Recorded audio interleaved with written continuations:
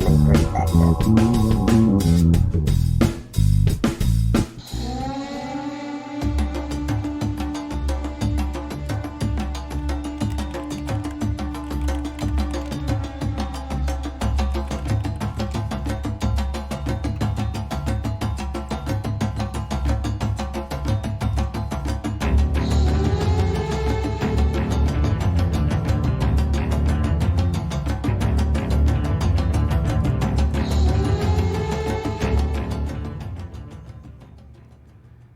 Welcome to Unbiased and On the Fence. I'm Shane. Thank you all so much for joining on this wonderful Friday night love stream.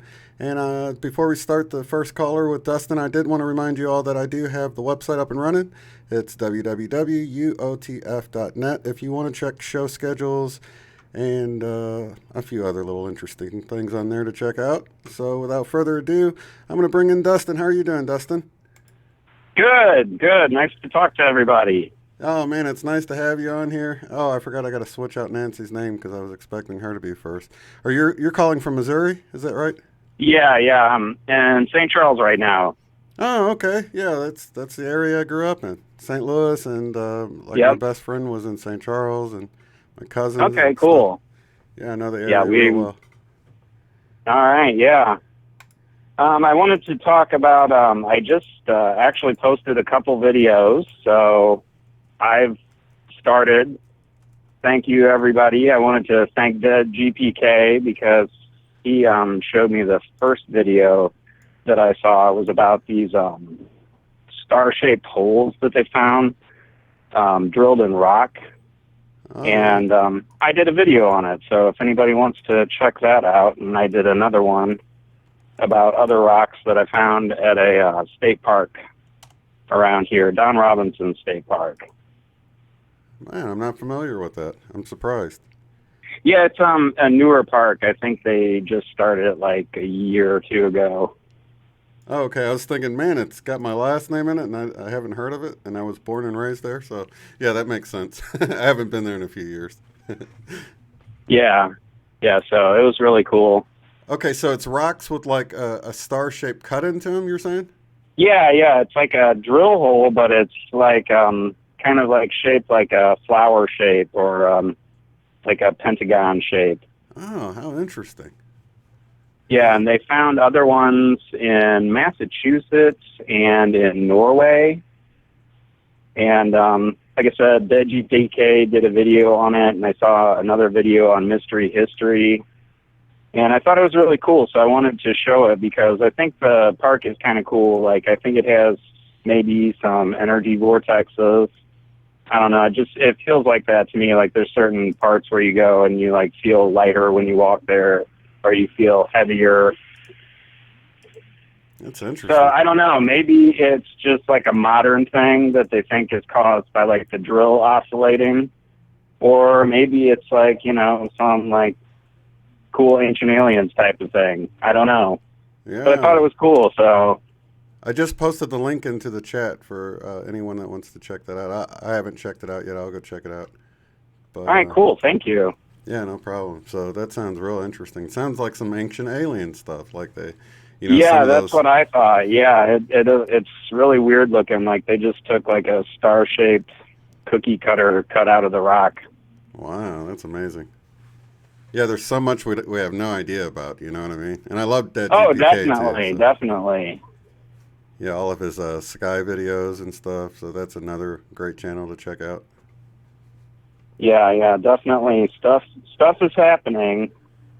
So that's cool. So you're not doing X-rays tonight, huh? No, I'm off tonight Awesome, for once. man. Yeah, not at the hospital tonight. Took off today. That's awesome. So I thought I'd call in for a change instead of just threaten to. Well, that's awesome. So how did you sort of come about with this whole, you know, because that was one of the thoughts I had when you were telling me about these star-shaped holes. I'm like, is this a Mandela effect? Because, man, there's so many I don't know. things We go out to different parks and like to do hikes and stuff. Mm-hmm. So, yeah, I thought maybe I would start trying to do that with my channel. Like, we go to all these cool places, and I'm like, I should just put the camera on myself and say something. So we'll see. Hopefully I'll be able to do some cooler stuff from here on out. I was like really nervous, to do it, to just start out. Yeah, and that's how I started. I just kind of an idea I had, and I just rolled with it. Yeah. And here we are. I'm like happier than can be. So I'd say Yeah, go but with it. yeah, I just kept like feeling really drawn to that park, and I even had one dream about it that I like was kicking myself when I woke up, because I thought, oh, if I woke up, like I could have woke up on the new earth if I just realized I was dreaming. I had my family there with me. It was really cool. It was like in the dream I was at that park, but it was like different. Like everything was higher up in the air, like kind of Machu Picchu like, and I remember looking down on the clouds. And I thought that was cool because other people have said that, like, oh, the New Earth's right here. It's like just above us in the clouds. And I was like, oh yeah, I dreamt about that. So I don't know, or maybe that's just a weird dream I had. But I felt like really drawn to that park, and then I noticed that rock, and I saw somebody else had done a video about it, and I was like, man, I should do a video about this. Yeah, that's wild stuff. Yeah, someone else has a YouTube channel, Becky Lewis, and she finds rocks that look like they'll either have paint on them, like, and she'll find them like in a gravel parking lot. So it's like they sort of rode along with these other rocks all this time, and she discovers them, and some of them look like a little cigarette snuffer hole in them or something. It definitely looks machined or tooled. You know what I mean? But like they used it as a tool of some sorts. Yeah, there's some weird stuff out there. I found like other rocks that I kind of wonder, I'm like, is this really a rock, or is this like really, really old, like Atlantean concrete or something? So you never know. Yeah, you just never know, man. So much we don't know. Definitely. If I still have a second and you want me to keep talking, I can share one other thing. Yeah, definitely. Yeah, I kind of wanted to share like a personal Mandela effect that I had that was really weird. Yeah, definitely. But till I give it the full scope, I kind of have to tell you about a dream that I had before. Sure. And I should have wrote this down. I don't remember the exact time frame, so I'm going to say probably about a year ago. Mm-hmm. I had this dream, and in the dream, I'm walking along, and there's a little girl like playing with stuff, and I'm just like, okay, whatever. And there's this box of blocks on the sidewalk, and I kick it, and this little girl gets all mad at me, like she's saying, now I have to pick that up. And I was like, no, I'll pick it up. And she's like, you can't. I have to clean that up, or I have to fix that. And I was like, okay. And I went into this house, and these two guys were like talking to me. And I noticed that these two guys like kind of weirdly look the same. And I realized that like, hey, this is a dream. I've dreamt about this before. And I say to these guys like, hey, you guys aren't really guys, are you? And they just kind of look real funny at each other. And they're like, no, we're not. And I was thinking like, okay, they're like ETs or something. Right. But they still just look like people. And then they went on to tell me that they wanted to tell me that they were glad that I had quit drinking, because now that I quit drinking, I was able to live God's true purpose for me. And then I woke up and I was like, okay, that was a crazy dream. So I told my wife, Ashley, next to me, like, hey, wake up. I got to tell you this crazy dream I had. And she said, wait, let me tell you mine first. I had this dream that I was in our living room and there were like 3 aliens outside. Like one of them was in a white suit and the other 2 were like smaller and looked the same. And I was like, whoa. So I think whatever appeared to me in my dream, like also appeared in her dream the same night. Oh my gosh, that gave me chills. That's wild stuff, dude. Yeah. So some time goes past and I wake up one morning and it's like everything's going wrong. My pipes had froze and I was all mad about that. And I drove up to the local gas station, and I was outside, and this guy is giving me the evil eye. And I was like, is there a problem? And he's like, yeah, the problem is about 3 weeks ago, you backed into my mom's car. And I was like, what? No. I've done some crazy stuff in my life, but there's no way I could back into somebody and just not notice. And if I did, surely there'd be damage to my car. Right. So we're looking at it, and the guy was just mad at me, like accused me of replacing the bumper and everything. And I'm like, no, man, I didn't. And he just kind of like huffed off. So I followed him back to his little like auto shop across the street because I was getting ready to go into work. And I was just like, no, this isn't me. I can't go into work at the hospital and have this weighing on me in the morning. Right. And when I was in there, he said, you can't fix this. I have to fix this. And it just shot through me. It reminded me of the thing that the girl in the white dress had said in my dream. And I was like, oh. And it kind of took me like a day to process what happened. But I think was because I got in such a snit that morning, I somehow shifted back to a timeline where I was still drinking, and I did back into that guy's mother-in-law's car and then drive off. Oh. But I didn't really. Right. And because he was like, I have to fix it. And he said it just like the girl said in my dream. So that was really weird. Oh, my gosh, man. Yeah, so I don't know. I got into a wreck that never happened. Man, so the guy was actually he fixed cars that got wrecked? Yeah, he had like a little auto shop across the street from the gas station by my house. That's trippy. Very much so. So now I'm just kind of, trying to do what I can and be in my best behavior. I don't want to be messing things up, transdimensionally or whatever I was doing. Yeah, man, that reminds me of Eileen from One Channel. She had a video where she bought some tires and then... Yeah, I remember hearing about that too. Yeah, that's kind of reminds me of that, because there was no proof of her ever buying it, but the guy remembered, and yeah, that's strange. Yeah, I had to do a double take in the grocery store earlier today because I was planning on calling in. I was like, Fruit Loops still spelled with 2 O's? Okay, yeah, it is. Yeah, because I remember stocking it when it was spelled fruit.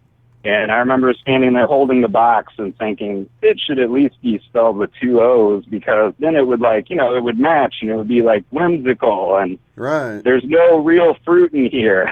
Right. So, yeah. That's cool. So you actually, maybe you changed it then, just having that thought. That's what Eileen thought with the logo. She thought it should have a break in there so they can tell it's a V and a W, and next thing she knows it has it. You know what I mean?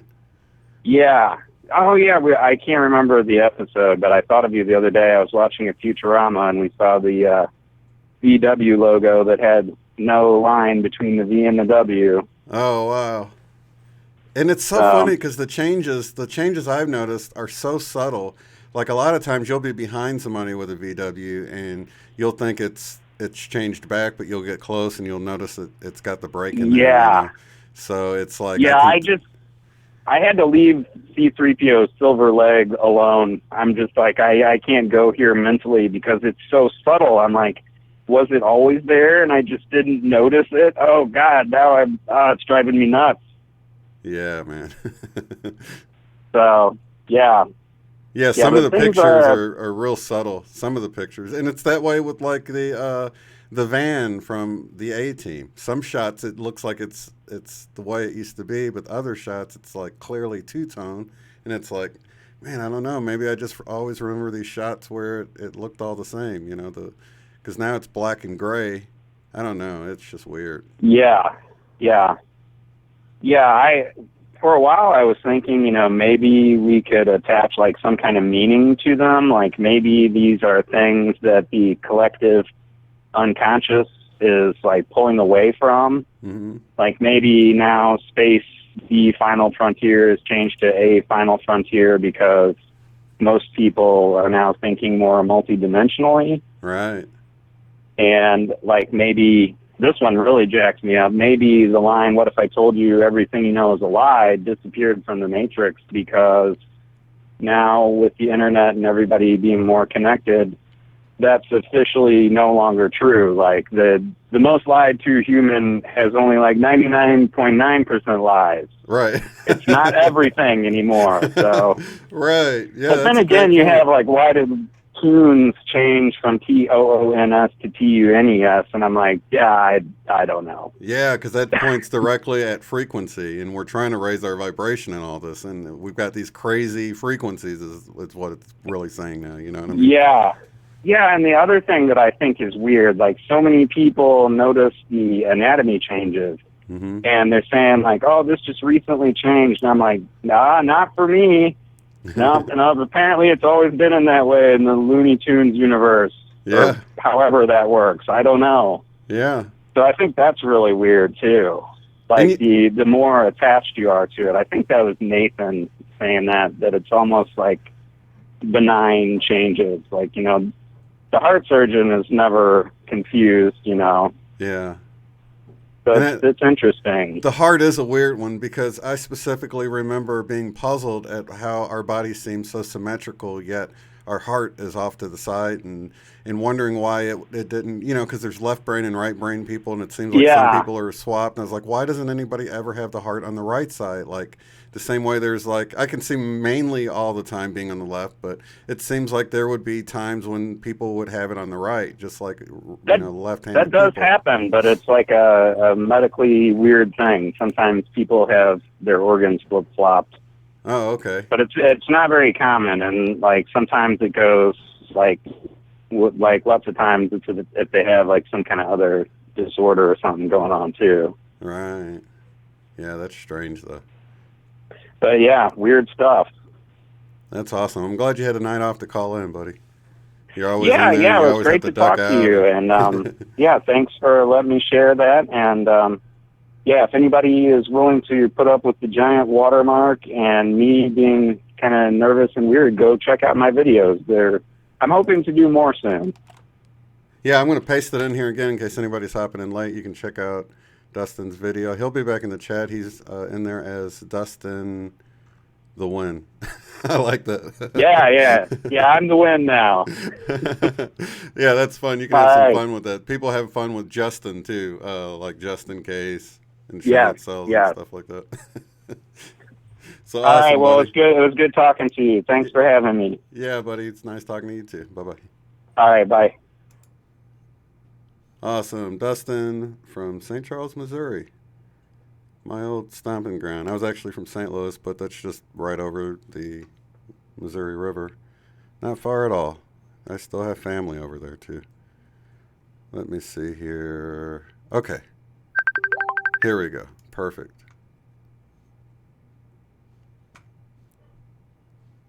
Let's see if we can get Nancy on. Nancy, are you there? Hello? Hi, Shane. Hey, you are live on the air, finally. Oh my gosh! Yes. Oh my gosh. If one technology lets us down, we'll switch to another one. So this is perfect. And I was thinking it was the Mercury retrograde that was messing up with these computer things. Yeah, definitely. I hear about that all the time. That when stuff gets in retrograde, it can jack with the equipment. So definitely could be. It was weird. It would just disappear. You'd disappear, and I'd be talking to you, and I'm like, wait, she's not here. What happened? Yeah, so. And I tested it out. I called my ex also. I said, okay, I want to test this out. And then all of a sudden the call dropped also. So it did it to him too? Okay. Yeah. So I'm going to have to change that. I'm so happy to be here. Oh, my God. I just did a little jump in the air here. Awesome. Yeah, because we wanted to have you on last week, and then we had a flurry of calls and we never got to you, so it's sort of random. I hope that'll be changed. I waited. I'm sorry. Go ahead. I was just going to say I'm using a different call service next week, so I should be able to have people like listen while they're waiting, and then there won't be any downtime in between. I can move through the calls a little bit faster. Too, I see. I don't rush them now because I don't want to like hang up on you and then sit here with nobody to talk to. So I get it. I get it.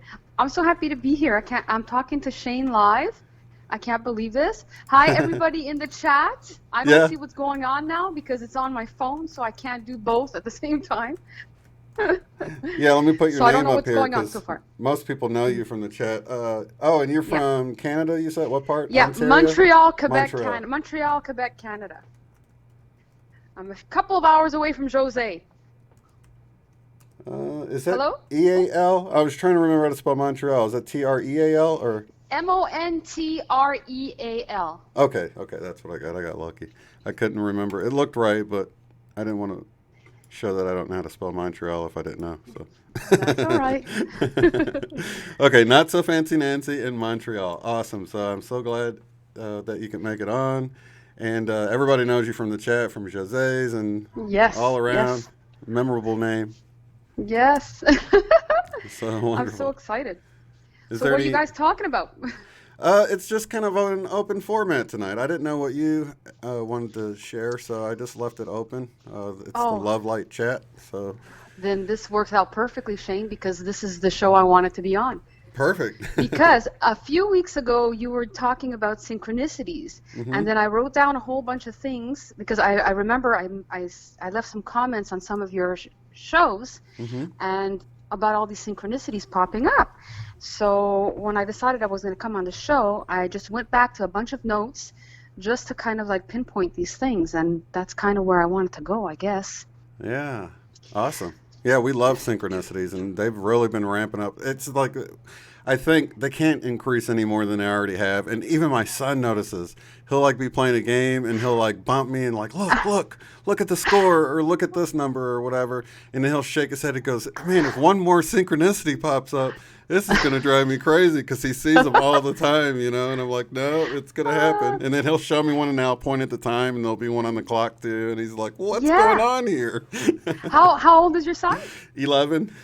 Okay, my son's 13, so he's noticing things too, and he keeps pointing out the time and stuff like that. But you know, he's a bit in and out of this. You know, sometimes it interests him. We were watching some stuff on the Mandela effect with on your show a few weeks ago, and he's like, no, leave it on. I want to see more. I want to see more. And then other days he's kind of like less interested in the spirituality stuff and back and forth. But he'll catch up at one point. I know kids will be he's kids. open. He's open. Yeah, that's it. He's with his video games now. He was actually disappointed that I didn't get on the line before. He was disappointed for me. Yeah, my son's in the games, but he'll see stuff in the games too. So it's encouraging that even though he's doing these sort of 3D fun things, he's still getting pulled out for a moment here and there to see synchronicities and then point them out to me. And so that's cool.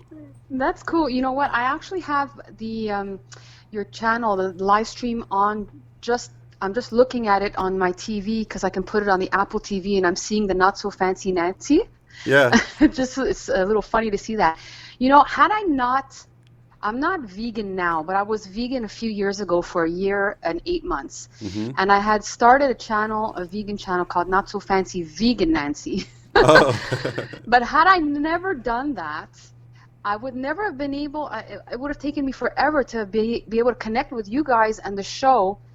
And because I had to work on getting myself on the channels just to even have a name on Google, you know? Right. So, you know, it's just like everything falls into place. So I might yap so much. No, that's stop me fine. whenever you need to. and that's funny you mention that, because we're trying out a plant-based diet as well, and juicing and stuff. So we'll see how that goes. Good. I know a lot of people are getting into that. When I was into that, nobody was interested. And now I totally got off and just went the opposite direction, which is terrible. But I do want to get back into that direction. But I'm happy to hear that, because when I had gone vegan, I feel like also I opened up even more spiritually. I just felt lighter. I felt more, I saw things clearer. And when I would meditate, I just felt like I was floating, and the grass was glowing. And but then I jumped off because I was discouraged with the vegan YouTube community. That discouraged me, and how people were being treated, because I almost went to I keep losing my words. Sorry, I think it's because I'm nervous. Oh, no problem. I was meant to go in Montreal to fur coat, Canada Grey Goose, not a rally, but a protest. Mm-hmm. And I connected with the guy that was in charge of that. And when I watched some videos, I was so discouraged how he was attacking people, not physically, but I mean, Mm-hmm. going up to people and treating them like they're monsters because they're wearing a fur coat. And it's horrible how they're made, the Canada Goose coats. But anyway, I thought you don't treat your fellow human worse. I mean, the animals, it's terrible, but at the same time, you don't knock down your fellow brothers and sisters for that, Yeah, Like, it kind of is his defeats the mother? purpose. Yeah, I mean, is his mother a monster if she's not a vegan? I mean, if someone's vegan, chances are most of your family are not. Mm-hmm. So anyway, but that was a couple years ago. Things are changing. People are waking up, right? And Yeah.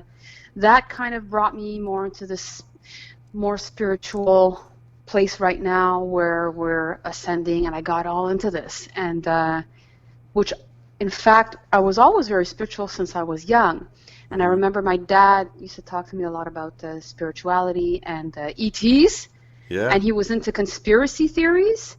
And back then there was no YouTube, right? So they had a newspaper, and that's where you would get your information. Mm-hmm. And like he would have friends, they would huddle together and they would talk about this conspiracy and that conspiracy and what's happening here. And he was working at the hospital, and so much information.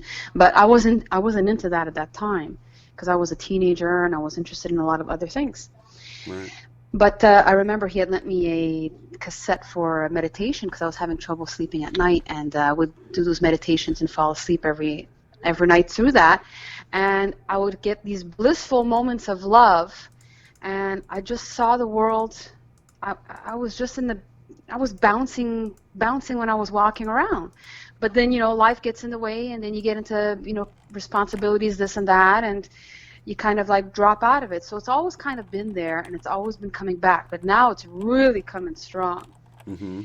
And what I wanted to tell you was when I first found your channel, it was the first time Michelle Wolf was on. Mm-hmm.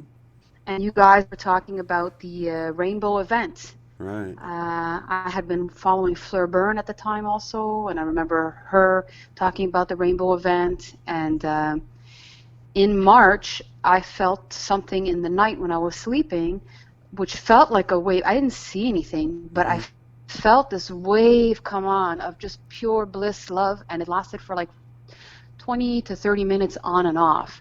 And I knew there was something happening. And I haven't felt it since, though. Yeah. So that was in the beginning, and that's how I became.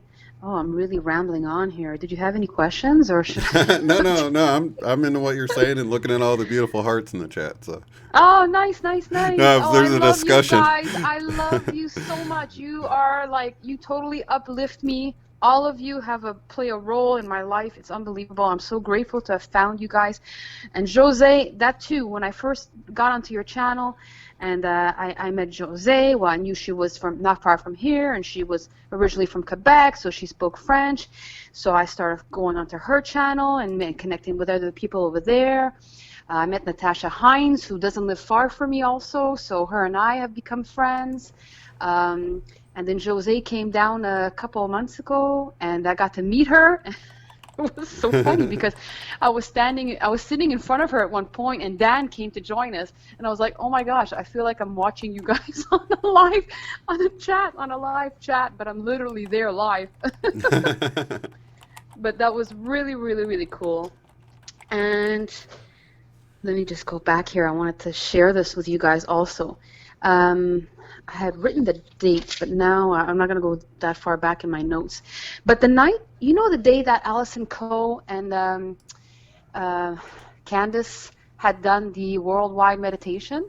Oh, yeah, about 4 months ago. Yeah. Yeah, for Dolores Cannon's birthday. Well, I didn't do it the day that they did the meditation. I did it a week later. Mm-hmm. I believe it was a Sunday. You had Lori Lothian on, and I remember I said in the chat, oh, she's in Montreal, Shane, tell her welcome to Montreal, yada, yada, yada. And that night I was going to sleep, but I decided to do that meditation. Mm-hmm. And in that meditation, at one point, and I know we've talked about this before, but I saw a native man in front of me. Mm-hmm.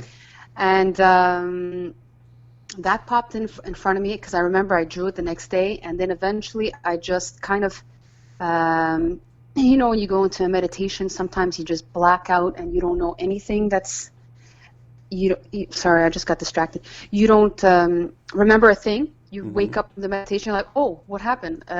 Nothing happened. You feel like nothing happened, but I'm sure something did in the subconscious. Yeah. But so I did the meditation, and when I was done, I checked my phone, and I have a message from Lori asking to meet up.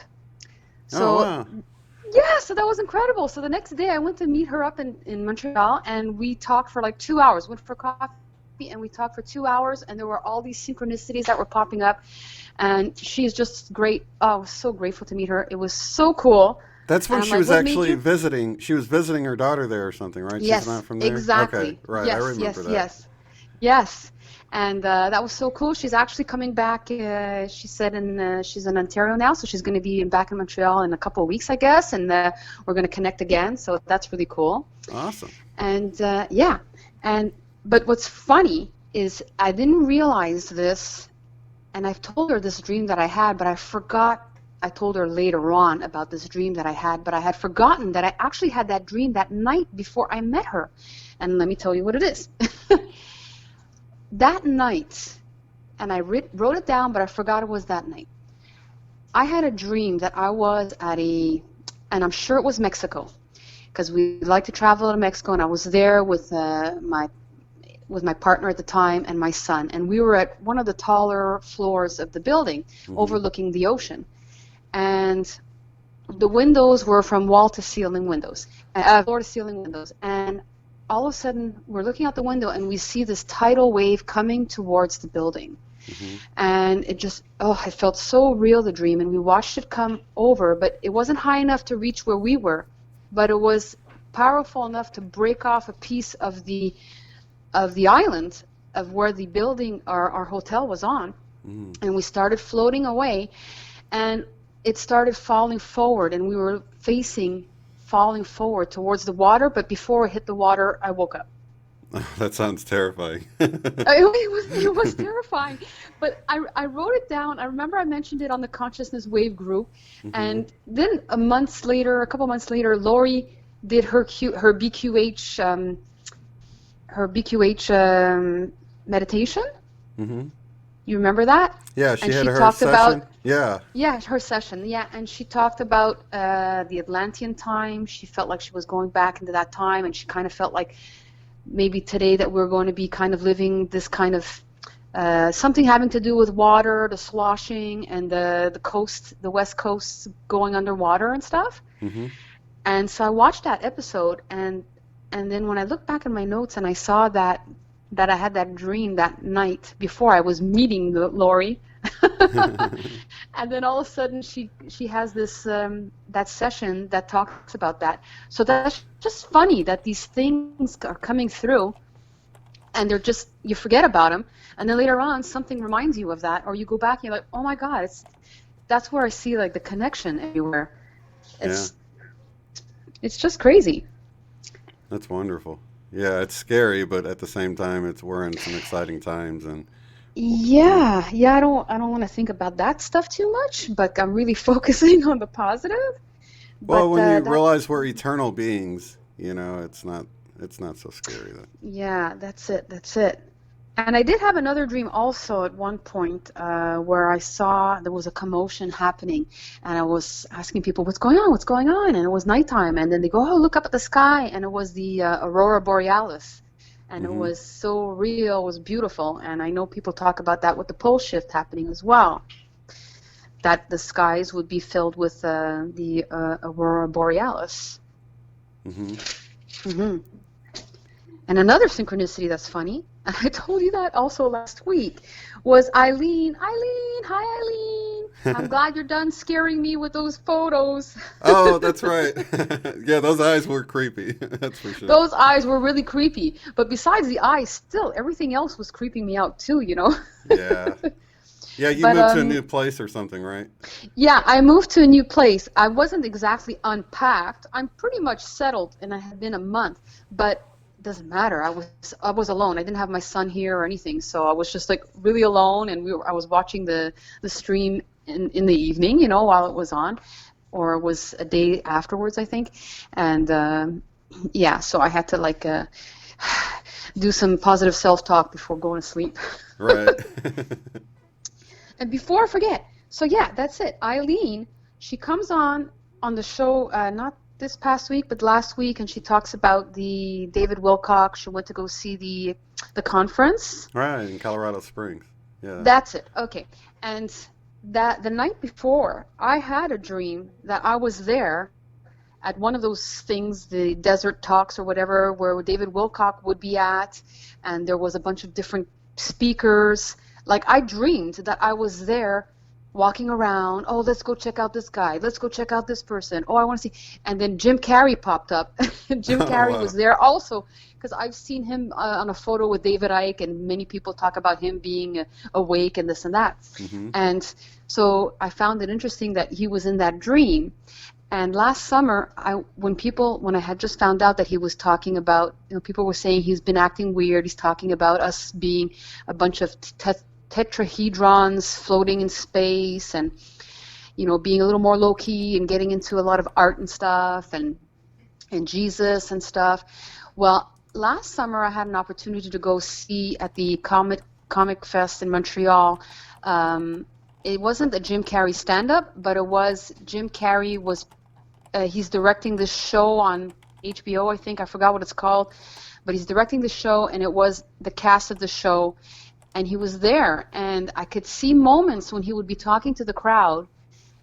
And I could see in his eyes. And I was not far. I was maybe fourth or fifth row. I don't remember. Mm-hmm. And I remember seeing, oh yeah, the show it's called I'm Dying Up Here. That's the show that he was casting, and it's about comics in the early 70s, I think. Mm-hmm. But anyway, and I remember seeing in his eyes once in a while, like, just a look of, how could I describe it? Just like there was something else going on there, like he'd look at the crowd, but he was distracted, there was, like, I could tell that, he's got other things going on. And I felt like saying at one point when I was leaving and people were clapping, because he stopped to shake hands, but there was no way I would have had time to come in the front and shake his hand. But I remember thinking, I'm awake too, Jim Carrey, I'm awake too. So to have him pop in my dream the other night, while I was at one of those talks, I found it funny. Yeah. And then I watched that episode with Eileen talking about seeing David Wilcock, and I'm watching the show, and it doesn't click to me that I dreamt that morning before. Right. And it's only afterwards when I messaged you about it. I said, "Oh my God, I was just falling asleep, and I woke up, and it just hit me that I had that dream." Yeah, that's So a trip when that's that interesting. happens. Yeah. That's crazy. That's That- crazy. And I had other things where I do some calculations, because I moved out and I'm in a separation, so I was doing some calculations for my for income taxes and stuff like that. And I would do it like a calculation, this minus this, and then I would have like 144 or 144,000, Right. or then I would have like 7-Eleven. I stopped at the store the other day. I got my bill. I was like, 7-Eleven? Oh my God, it's just following me everywhere for months, this 7-Eleven. That's Too so funny. That's so funny. Yeah, I had done that show about Q or whatever, and someone had said that they were watching it, and we were talking about the number 17 being Q being the 17th letter, and they said they Yeah. watched it, and they went out to this restaurant, and their bill came to 1717, and they were like, what? So yeah, people get synchronicities all the time that have to do with different Yeah. things. It's It's so, wild. so cool. Oh Yeah. my gosh. That's wonderful. So yeah, I'm did have so glad. What's your biggest Mandela effect? Oh, okay, yeah. So, what's my biggest one? Which one sort of like blew your mind and made you realize it was really happening? Or did you look into the Mandela effect and then which way did it happen for you? You know, it's kind of a blur. I think I was really I went through a phase after my veganism. I went through a phase of conspiracy theories. Mm-hmm. And I think it was near the end of the conspiracy theories where I started seeing things about the Mandela effect. Mm-hmm. And something in particular, well, yeah, for sure would be the Star Wars. Yeah. Oh, yeah. The Luke, I am your father, because like I've watched Star Wars since I was a kid, and that's Yeah. just what it is. Yeah. And also a C-3PO's leg. Yeah, that's a trip. Because my cousin, he's a collector for these figurines and stuff like that, and in his basement he's just got walls of shelves and glass full of these figurines, and he's got both. He's got some with the silver leg and some that are full. Wait, did he have some that were full? I don't remember. No, probably not, because I might have made a bigger deal about it, but he didn't. Did he notice? It seemed normal to him. It seemed normal to him. Oh, He's did? younger. Too close Yeah. to it, huh? I guess so. I don't Yeah. know. He's younger than me. And so I don't know if that has anything to do with it. And he's definitely not. Well, I don't think so. But I don't think he's in any space right now to be awake on certain things. At least not where I am right now, because I was the one mentioning this about the Mandela effect and exactly that. But some people just don't seem interested. Yeah. And what's funny is that, and build it and they will come. That change to build it and he will come. That didn't make sense to me either, because that was a really inspirational movie to me when I was younger, and that doesn't make sense to me. Yeah. But what's funny is that some of the things, for me, sometimes they feel like, whoa, it's crazy. I just don't get it. I just don't get it. It's crazy. And then other times it just feels natural. Yeah, that one that you just mentioned to me, when I heard about that one, I'm like, oh, well, I thought he says it both ways in the movie. Like, if you build it, he will come at the beginning, and then if you build it, they will come at the end. Yeah. So, and I've got a lot of those dual memories like that I'm like, are you sure? And then I go check it out, and it's like, I'm like, oh my gosh, I didn't, because some of them I find it hard to believe until I go check it out for myself. You know what I mean? Oh, I'll have to re-watch that then. Yeah, it's not like that, but that's just what I thought when I heard. They both sounded familiar to me. Mm-hmm. And I'll do that with song lyrics too. Like well, doesn't he say it that way in the first chorus, and then the second time around he says it the other way? But then I'll go listen, and it's not like that. So I have a lot of those. Did you see the recent one? Recent one from Def Leppard on "Pour Some Sugar on Me"? Oh, what is that again? On Moneybags. It was from my head to my feet. And now it's saying from my hand to my feet. Yeah, that's a trip. Yeah, that's a trip. I don't get that. I mean, I've been to the concert. That was my first band that I ever, like the first cassette that I got was Def Leppard. Yeah. Not the first one, the Hysteria. The second one that had the Pour Some Sugar on Me. Mm-hmm. And that just didn't make sense. Oh, yeah. But I'll tell you one that really kind of had me at this time. I was really just like out of my mind. That really didn't feel natural to me, and I've never read the Bible. I'm not religious, but when I was watching a few people, especially some preachers on YouTube, mm-hmm. that were talking and rereading that line in the Bible with this shocked look on their faces and just so traumatized about it, that really got to me, because I don't know. I guess because it's written words that have been changed, so it's just, I don't know.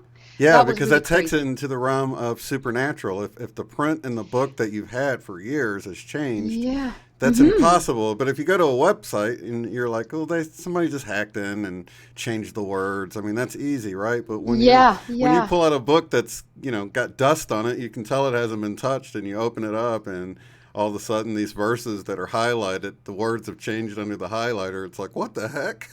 Yeah. It's a real trip.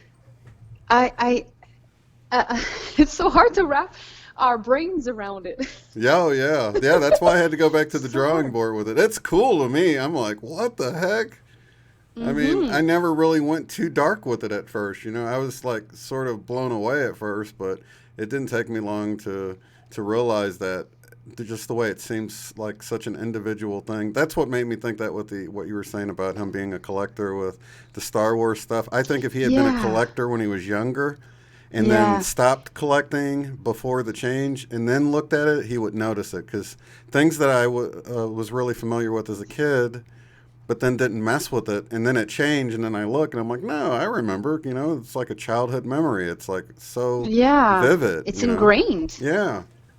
But it's like your statue. Yeah, exactly. Thank you, when Ronnie. you were a child. Yeah, we had that. Yeah, was that one for you? Well, yeah, it was one for me because I think in Montreal we actually have like a replica or something in white. You know what? I have to drive by there and check that one out and see. I'm going to have to do that. I'm going to drive by there and take a photo and put it on the Consciousness Wave Facebook page and see on the group. Yeah, that'd be cool. I went and looked through. I was like, there's got to be an image with that thing in the background because it was in our house growing up, But yeah, I remember you told your story. I never found any images, and of course I called my sister early on, and I'm still waiting for a call back about the Mandela effect and the Bible changes with her, and it's been over a year, so I don't expect. So she was busy with the pastor's wife and busy with this and that. So. Yeah. So not sure. Thank you, Sherry. So last night, very important. I don't want to forget this, and I almost did. I think I was about to astral travel. Now, I've heard people say that we astral travel all the time in our dreams, but we're just not aware of it. Right. And I think I was becoming aware of it, and I've heard you talk about it also before, where you started it and you like woke yourself up out of it, and then you realize, oh no, I missed my shot. I think that was an astral travel. Is that possible? Well, did you talk about this or somebody else? Did you get the vibrating? What happened is, and it's not the first time, but I feel like all of a sudden I'm aware, and I just feel like I'm coming out of my body. Like, okay, because I've gotten it two different ways. I get this like extremely strong buzzy feeling, like tingles, vibrating, and then I'll get up, and then I'll realize I'm not really getting up.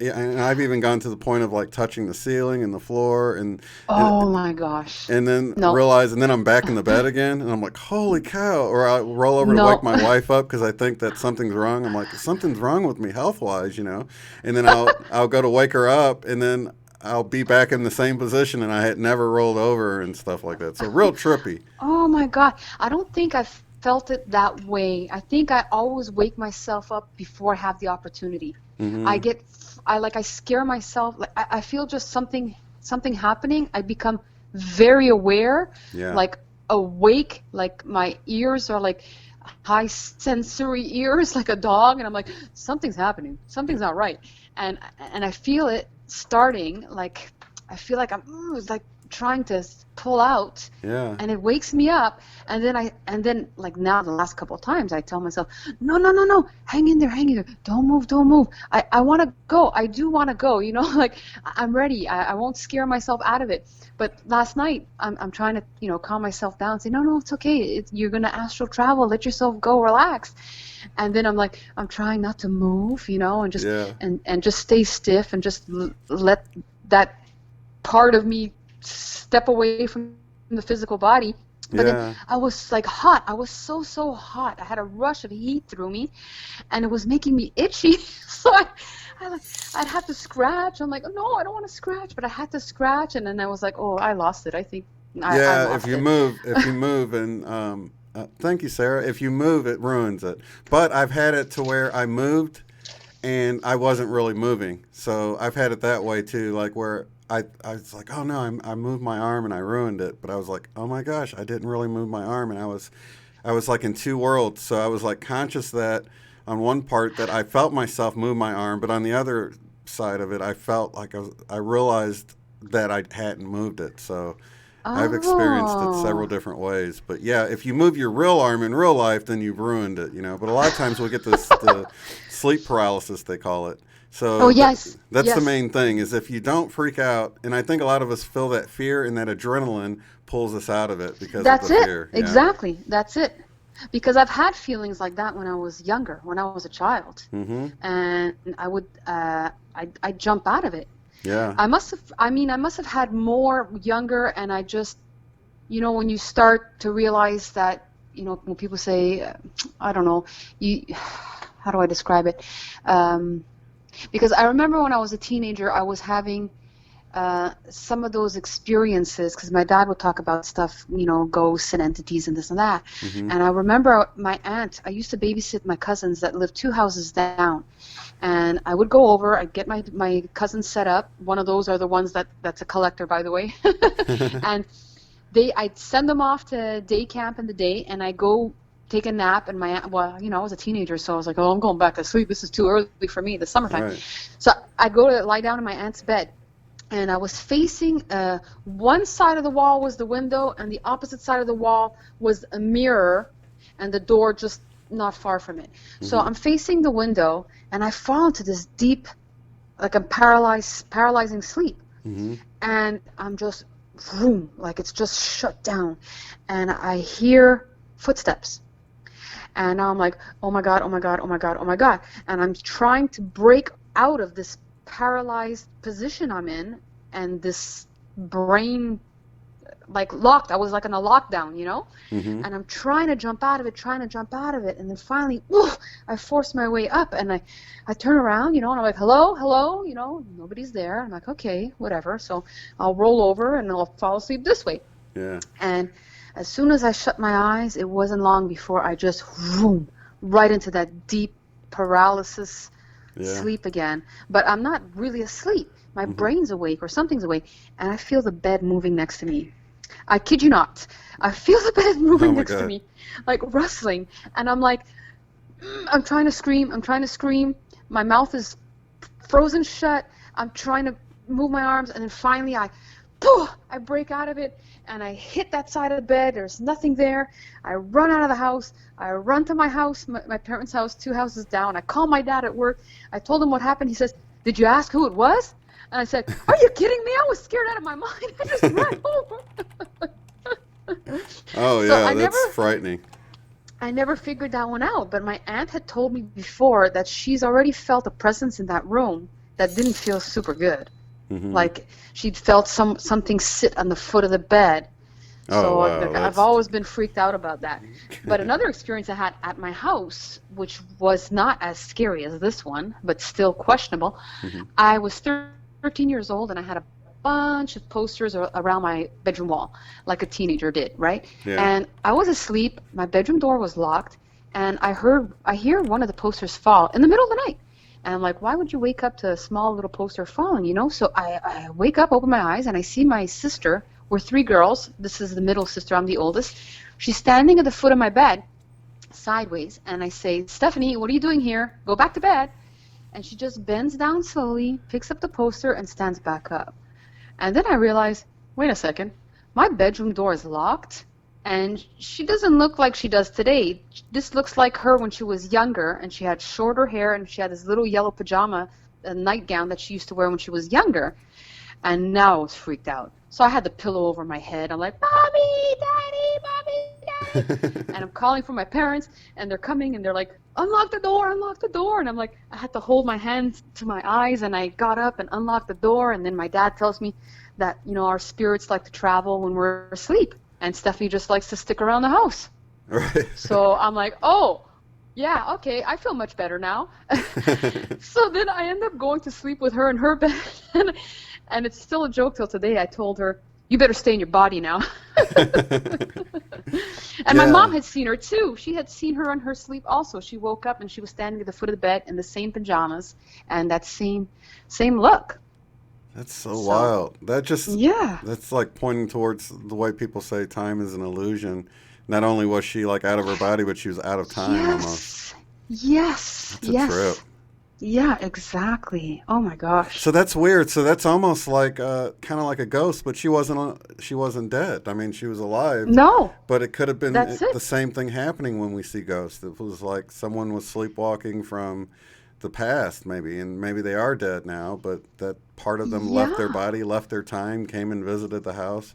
It could be like the energy from the earth of the location, or who knows what's causing it, but for a ghost that's passed on. But what about for this situation? Right. So it's like just another dimension, or I was able to peer into another dimension that's not the physical, I guess. Or And that's maybe where she like was. years ago when she wore those pajamas, she had a Yeah. dream. She got up and visited the future. You know what I'm saying? And you were Oh seeing it. my gosh, That's I a didn't think of trip, isn't that. it? Oh, I didn't think of that one. Yeah, that's a trip. Oh my goodness. That's fun. Oh yeah. That's a lot of, it brings up a lot of questions. And there's so many unanswered questions that I'm just loving this time right now because it's just discovery time. It's just like I'm fully like swallowing all this up. I just love this. Yeah, And me that I too. got and that I found you guys, that I was attracted into this group. I'm so grateful for that. And I remember just when I was just starting to do more meditations last year, just before, like just I just got onto you guys in January, I think. And before that, I was practicing with a lot of meditation and stuff. And I had borrowed a book from my dad because I told him that I was into the spirituality and stuff like that. And Hmm. it's conspiracy theories, and I know about ETs and yada yada. And I'm like, let me look in your library over here. And he had a book. I mentioned something about Dolores Cannon. He goes, yeah, I've got one of her books over here. I'm like, oh my God. And I'm like, all of a sudden, I've got these things in common with my dad, which is so funny. Mind you, he's not really into it. He hasn't been into it for many years. Hmm. I have to say that I think I'm a little more advanced than him now, but because he's kind of stuck on the CNN and the news Oh on the no. daily. It's on all the time. And I don't watch that stuff at all anymore. The conspiracy theories, a lot of it I've kind of dropped out because it was really like taking over my life, and I needed more positivity. So I had to like drop that out. And what you focus on, what you put energy on, you get more of, right? So I had to drop that a little bit. And but one of the books my dad lent me before I found you guys was a book that he wanted me to have when I was a teenager, but I wasn't interested in then. But Hmm. it was exactly for in the 80s for the teenagers. And let me see if I can find the title really quickly. But it was a channeled book from Archangel Uriel, and it was literally about preparing us in the 80s when I was a young kid, a teenager, and talking about everything that's been happening right now, and talking about how it's important to meditate, but it's important to have group meditations. Yeah. And at the time, I'm like, well, I don't know anybody who I can meditate in groups with. Look Right. what happened a few months later. Yeah. You Yeah, we know? sort of stumbled on this whole thing and it's like scientifically proven, so I'm all Yes, with about it. Lynn McTaggart and Yeah. everything. I'm like, it's fascinating how everything was just bringing me into this. Just the little crumbs just were bringing me here. Yeah. The the Divine Matrix is a book also I read from Greg Braden, which is really good. Descent of a Duck. No, that's not it. Um, yeah, I think this is the one. Secret Truths: A Young Adult's Guide for Creating Peace. Mm. This is a book that I was supposed to read when I was 18, when I was in my teenage years, and I didn't. And I read it back in the fall, and it's exactly where we're going right now. It's incredible. That's awesome. Yeah, someone sent me, or actually, when I had Rose on the other day, she mentioned this hypnotist that's sort of like Dolores Cannon, and I'd remembered David Wilcock mentioning him too.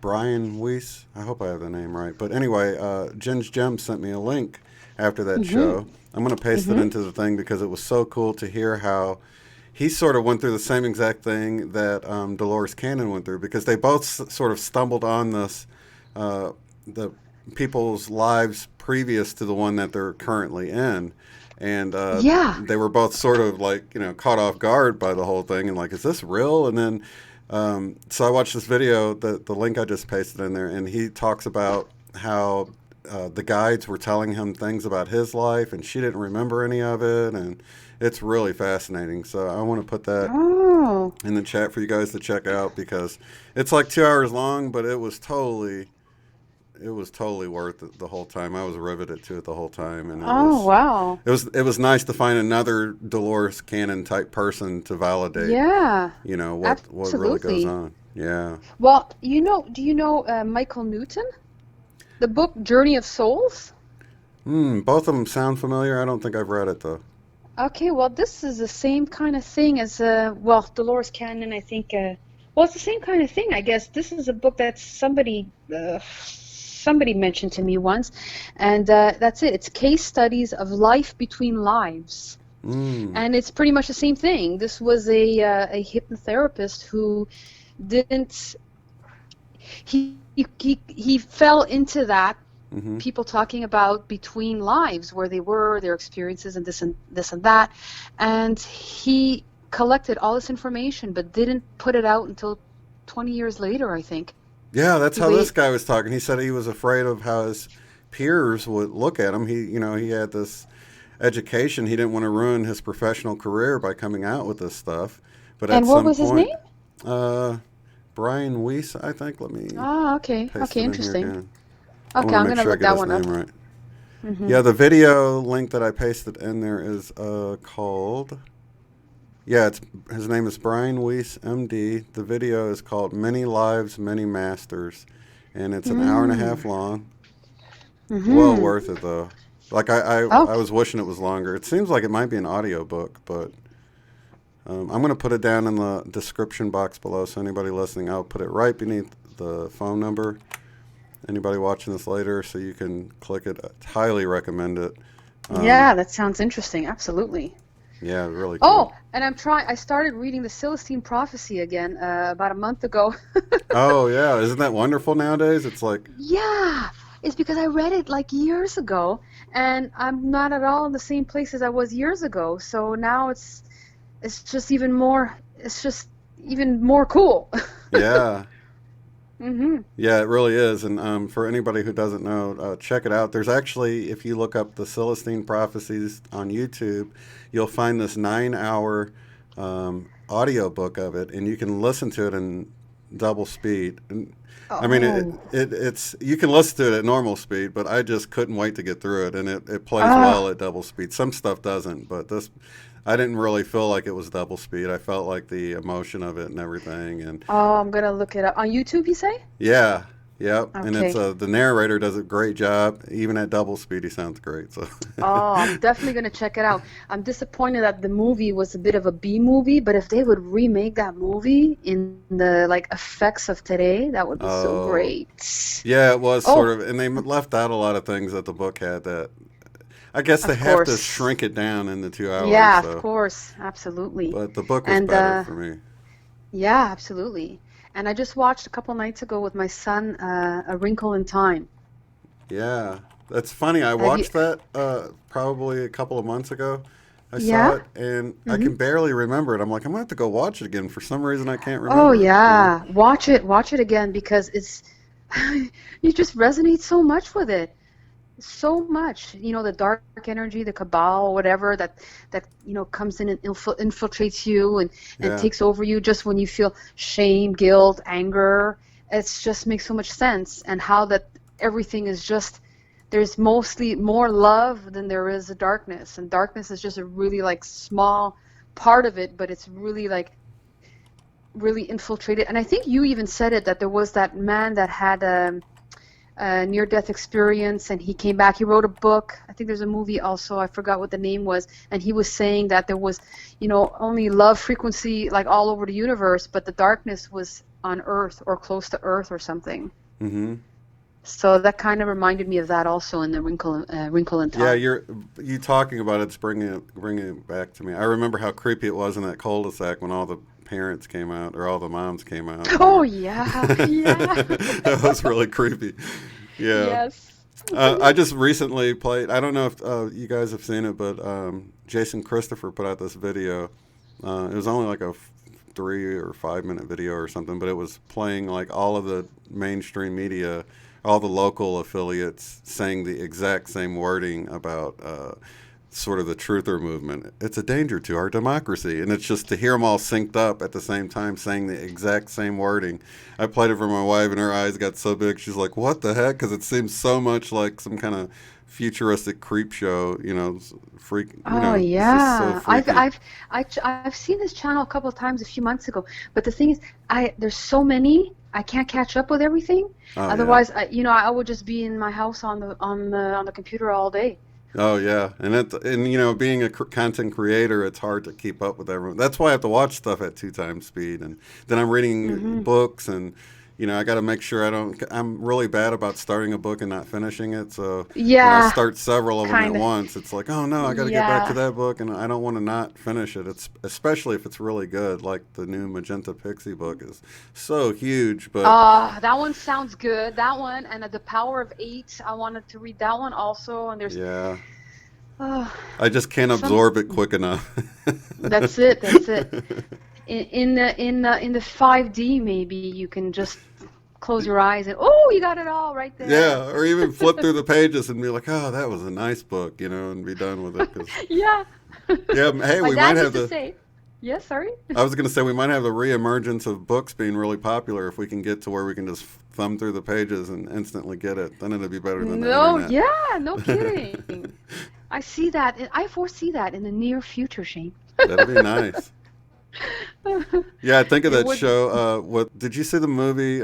What was it called? Short Circuit with Yes. Johnny Number Five, and how he was like fanning through the pages of the book, and he needed more Yes. input, and he was like Yes, yes, absorbing all yes. that. Yeah. Yes, we want to be able to do that. Oh, that'd be awesome, wouldn't it? There's so much to learn. My dad used to say, apparently you just have to read the first few pages, I forgot, and Hmm. then put it under your pillow at night, and the next morning you would know the whole book. Oh, It that'd be didn't cool. work. Yeah. It didn't work. Oh my Yeah, I gosh. wonder if that works with the Kindle. You know. Oh, I don't I don't know. I don't want to have a Kindle next to my head with those Yeah, that's true. electromagnetic Right, right. frequencies while I'm sleeping. I caught my son the other night. I I go, he's 13, right? So he's got his new cell phone, yada, yada, yada. Hmm. And I go to his room just to check on him just before I go to sleep. And his head is asleep on top of a functioning iPhone Oh no. video. His head is like, his face is sleeping on it. I'm like, what are you doing? Well, I didn't wake him up. I just like, in my head, and I took it away and I put it on airplane mode and I plugged it in.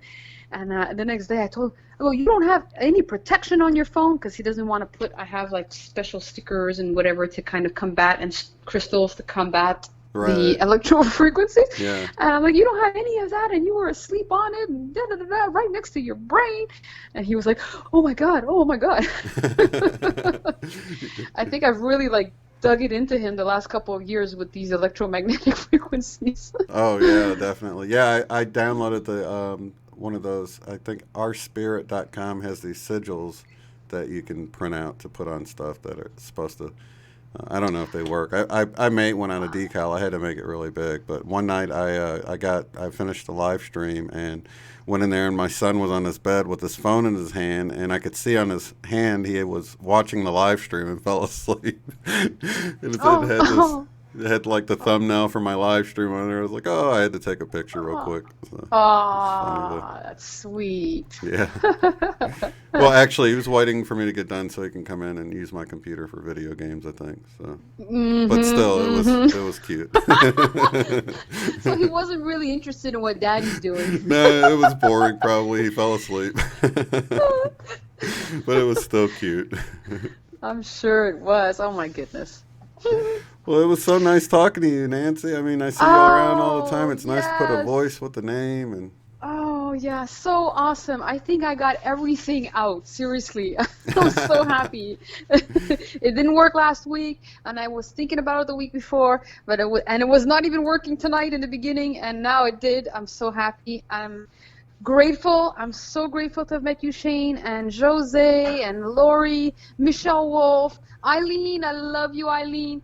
And I love the group, and Oh yeah, I'm really, really unbelievably grateful to be here. Honestly, honestly, me from the too, me bottom of too. my heart and soul. Really, really, I love all of you so, so much. Okay, I Yeah, I don't want to get love it too. emotional. Yeah, yeah, I have to be careful too. I'm not on camera tonight, so I can hide it a little bit better. Yeah, yeah.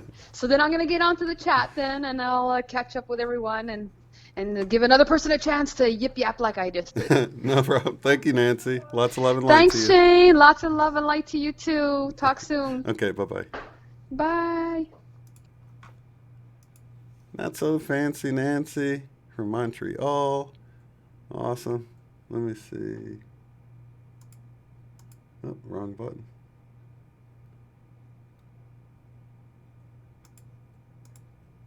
Awesome. So, okay, let me open up the phone lines, you guys.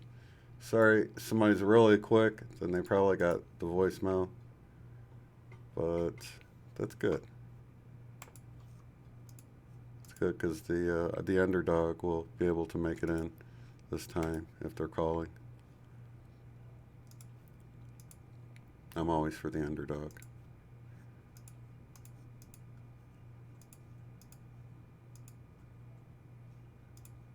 I gotta be careful nobody gets offended by that too. Underdog. So, okay, phone lines are open. Let me put the numbers on the screen. That might be helpful for those who don't see it in the chat below. And let me make sure, might have some international callers, so I'll make sure Facebook is still open and we'll see who wins the race to call in.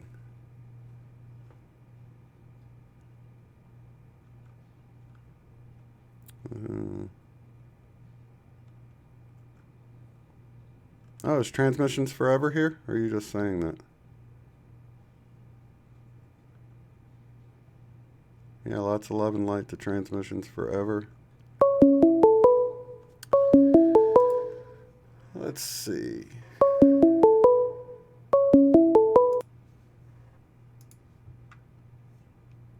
This is Shane. You're live on the air. Who am I talking to?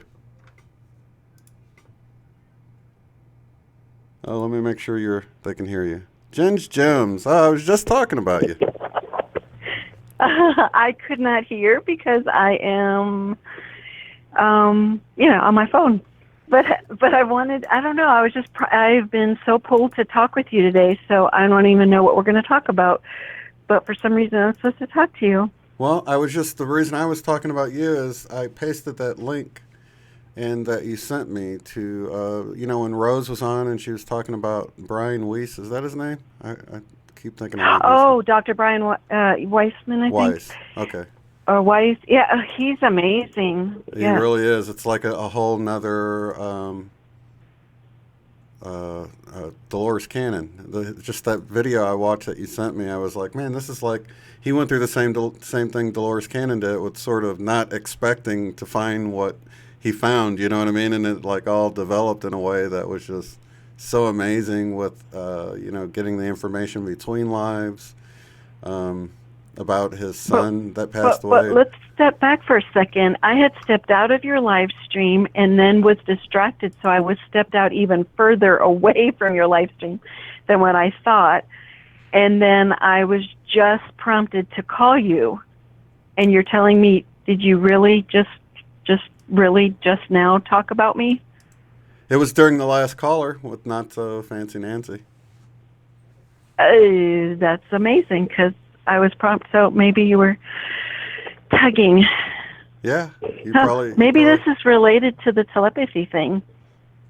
Yeah, but another person that has been pulling me towards me, I resonate with what she says just because of my own unexplainables, including non-terrestrials, let's just say, and her name is Aluna Ash, and so when I saw her message, one of her messages on her video yesterday, it prompted me to talk about the 4 different morphings that I saw, and I could not figure out how that happens, but I'm thinking the power of thought. One of the phrases she used was manifesting matter. So, I think collectively we've manifested everything as what we think of as our original impression. Like, to me, you look like Shane. This is what you look like, right? Right. We're not even going to talk about your ears. but you know, but eventually you're going to be like a winged angel creature being, you know, and then we'll, you know, whatever. I don't know how this is going to work. I'm cool with that too. I use over earbuds now, so you can keep an eye on my ears for me, Jen. You are in Georgia, right? I am. Okay, just going off memory, I just like to put people's locations. So Atlanta. Okay, in Atlanta, the ATL. Yeah, I used to live in Norcross and Snellville and. Hey, I just watched a video in Dalton, Georgia. Now, you know me, I did not grow up with any religion, and in fact, I think that is only one belief system or one, and that sounds patronizing, and it's absolutely not meant that way. I feel like it is one translation of energy, or energy is light, you know. Yeah. So I believe that it is one of the many. So whoever's listening, and do not assume that I am a, quote, Bible thumper, especially since I've moved down here to the South. Please don't assume that either. But I found something exciting. In Dalton, Georgia, there is a Bible that started leaking this oil. Now, the first time this happened to this man, he thought his granddaughter had spilled something. But now I cannot remember how long it takes, but it is perpetually, and it's been now for 18 months, perpetually dripping oil. And they've even had 3 different chemists look at it separately, and it is more like a mineral oil, and it has components that are not man-made. They cannot identify it. And so that, again, to me, relates to that anything is possible. Something greater than ourselves can turn something into something. And for some reason, I know that I ramble, but this is how my thought process works. I think it's all related to what Aluna was saying and to the 4 different morphings that I saw, where it's just a translation of energy. Well, gosh, even the gremlin, which sounds weird to people probably, but I saw a gremlin superimposed where my daughter was sitting in the driver's seat in the middle of a car accident. So when we were ready to slam into the middle cement divider, which that's another story, because I feel like we died then. There's no physical way that we would have made it. So I feel like that's one of the times that we, you know, sideways reincarnated into our now, I gotta chime in really fast and find out if which types of gremlins was it like before they changed or after they changed? Like after they got fed after midnight, scary looking things, or the furry, cuddly looking things? I'm just calling it a gremlin looking thing, so it is not the TV, maybe more like a goblin. Oh, okay.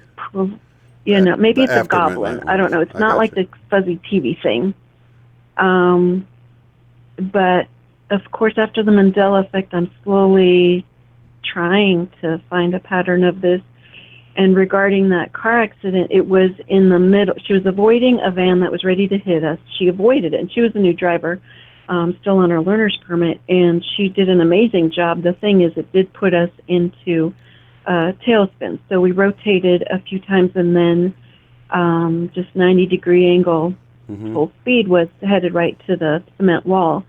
And then, so I knew we were going to die, so I literally turned my body and just did the love bubble prayer around her, and just asked that her soul be taken before we hit it, you know, so she didn't feel any pain. And because of other experiences, I do believe in that we are more than our bodies. Right. Which is not how I grew up. So for me, you know, that used to be not a thing. You live, you die, you decay is what it used to be. Right. But anyhow, while I looked at her, there was also then I call it a gremlin, but maybe it's a goblin. I don't know. I believe that it's the collective definition. I believe it looked like what the collective describes it to be, because, you know, it was not evil, so it's not like what people say a demon looks like. It was just very mischievous and kind of enjoying the chaos as things were happening, you know, and it was small, so it's on its haunches on the seat with its arms totally spread out because the steering wheel is so big compared to its size. And meanwhile, I can also see my daughter, and then because of the million bird miracle that happened, which I guess I could talk about in a minute, but I talked to it telepathically, and I said, no, this is not happening. You're not taking her, because remember the million bird miracle. And then he looked at me. It was a masculine energy, but, you know, I don't know if it's a he or she, but to me, it feels like a he. And he, you know, he looked at me. He saw me. But then when I said that, when I said, no, this isn't happening, he disappeared. Then I have a blank, and it's almost like a giant picked up a toy car with us in it, picked it up, and then parallel parked it without any damage to our vehicle. And of course, we were facing the wrong way. We were facing against traffic, but still, we were parallel parked without any damage. And, you know, it took me days to later ask my new driver daughter, how'd you do that? You know? And she said, I don't know, because she said she knew she was going to die, and she made peace. And from her point of view, as we were just going full out straight to that wall with no room to move anywhere else, she closed her eyes and just welcomed the transition, you know. So she also does not know how we parallel park. So that's amazing. Now with yeah. men's, I think I cannot remember what we talk about on air or in private, Shane. So yeah, I can't. I remember hearing it. I don't remember if it was. I don't remember if it was live or not either. I was just thinking that. But I don't think I mentioned the gremlin, and I don't know if I've yet fully processed that was a parallel reincarnation shift. Right, and that takes me back to thinking about Suso's book, where he talks about, you know, whenever we do actually die, we just experience a Mandela effect, and we leave a timeline where we died for the people that are left in that timeline. But and I think it's an interesting after theory. that, now I'm starting to put things together. So that was 2012, 2013, and that is when her eye color magically changed, and I get emotional for this part. Hopefully not as emotional as before. But I always sang My Brown-Eyed Girl for her, you know. So when we went to the ophthalmologist for her, you know, checkup and everything, the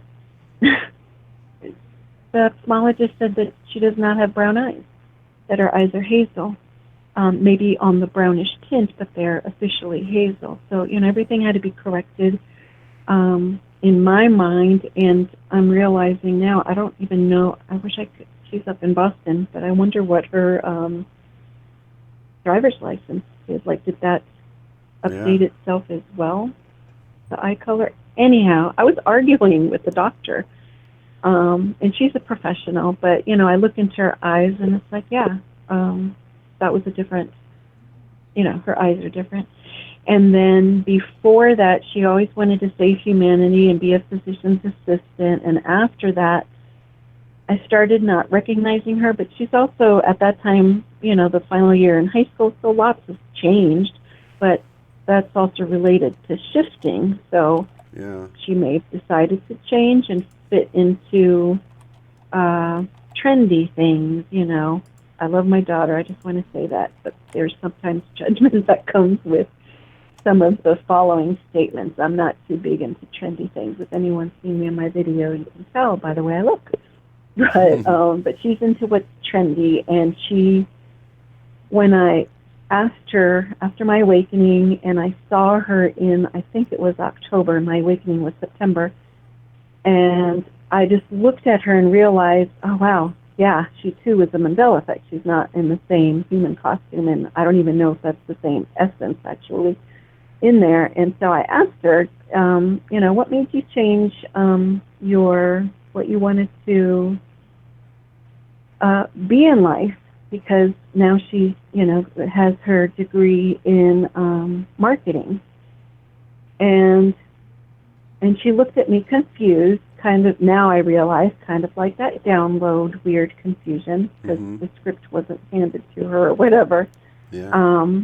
And I said, before you wanted to, for years, you wanted to be specifically a physician's assistant. Unfortunately, I had spent lots of time in the doctors and hospitals. So the first time she met a PA in an ER, she could feel the difference. And after the curtain closed in the emergency room, she goes, "Who was that?" Like she was almost like in love, Right. And I said she's what you call a physician's assistant. She actually has more time to be more proactive with the patient, and thus can care more because whatever the system. Yeah, doctors are in and out of there, That's so the they life gotta out have. of doctors. Right. So she could tell the difference. So that's specifically what she wanted to be and save humanity. Did she remember it? Did she remember that though? Switched over to manipulating humanity. That's the part I apologize ahead of time, because there is some judgment that comes with wanting to be in the advertising field. I don't know. I'm trying to see the positive, and I'm working on that one. Right. But what's weird is when I asked her what made you switch, she looked away like she was daydreaming. Yeah. Which I do believe our dreams are other lifetimes. And then she looked at me like very proud of herself with her answer. She goes, they don't get to wear cute clothes. So she left saving humanity as a PA in exchange for where you get to wear cute clothes. See what I'm saying? Like, I don't know that. I don't know this one. There are pieces, parts that pop out that I recognize, but it's different. So I think that gremlin car crash, Did she remember, though? Did she remember wanting to be a PA at one point? That was the weird, long pause daydreaming. It was as if she had to... The download. Like, first she was like, what do you mean? I don't remember the verbiage, but that was what it was, and then I said it, and then that's when she looked away as if she was daydreaming. Like, I was not... And we also had her girlfriend at the table with us, so, it was weird that she was drifting, but I was starting to kind of get it with the Mandela effect. But speaking of the girlfriend, too, she has a North America, South America tattoo on her. So I was kind of excited. At that time, I was still trying to talk to everybody about it, Yeah. the ones who cannot see as well. And so I was so excited, and I pointed the tattoo, and then that was my first realization that people, quote, here in this world, get tattoos that represent here.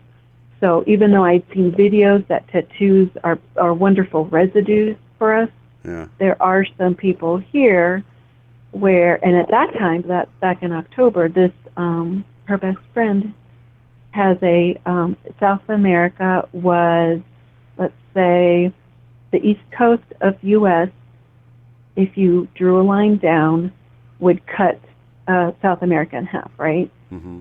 So that was in October. So when she came to visit this spring, first of all, I felt betrayed by that tattoo. And I was like, oh my gosh, her best friend is not Sag World, Right. And there's no chance that my daughter's ever going to wake up if her boyfriend and if her best friend don't see. Because, see, she saw at the beginning, but then her boyfriend walked in the middle of our phone call, and then an hour later when we talked again, boom, she was shut down. So, and now with her best friend having that tattoo. So I was so excited when I saw her again this spring, and I was like, oh, you got to say hello to your best friend, because I wanted to point at that tattoo because it was halfway, right? Right. Oh, and guess what? By then, for me, the East Coast lines up with South America's West Coast, and of course it's ready to kiss Africa now. But so I saw the friend, and her tag-on tattoo is all the way over now, where it also, the East Coast of U.S. lines up with the West Coast of South America. So Wow. her friend shifted into this new reality too. I don't know how to speak the right terminology of how this works, but as part of my theory is that we have a toy binocular, what do you call it? It has that rotating disc of images. Oh, yeah, a kaleidoscope. Kaleidoscope? Kaleidoscope? What is it called? Viewfinder. Is that what you're saying? Kaleidoscope. Not just a kaleidoscope, but the viewfinder. It's the toy binocular. Yeah, what did you just say? And you insert a disc with rotating yes. images. And it's all you click 3D it to looking. Go to the next images. Yeah, and it looks all 3D. So I feel like we're in one here now, and I now make that one word, that we're in one here now with the viewfinder. Yeah. And, I originally, in my, quote, birth earth, had a lion lamb fisted thinker, Marilyn Monroe, on the upper lip mole viewfinder disc, So I feel like her best friend just keeps flipping, switching that daggone disc, and I'm mad. Well, you know what? I mean, I can tell you this much. I'm frustrated. I can tell you this much, that for those things that's out of your hands or people who don't see it, you really don't have to worry about it. I know it seems like you do. It seems like they're not awake, but they'll wake up in due time. You shouldn't stress yourself out about it. I get it intellectually. Right. This is my daughter. I get it. Yeah, I totally get it. It's hard to just let it go for now, but I think that's part of letting your higher self, take care of that, and her higher self, because there's more going on. I agree, because a lot of people think that they're NPCs, and I go through loop-de-loops where I sometimes feel like they're NPCs, but I do feel like it's just another version of us, and it's still us. There's still a soul in there, to some degree.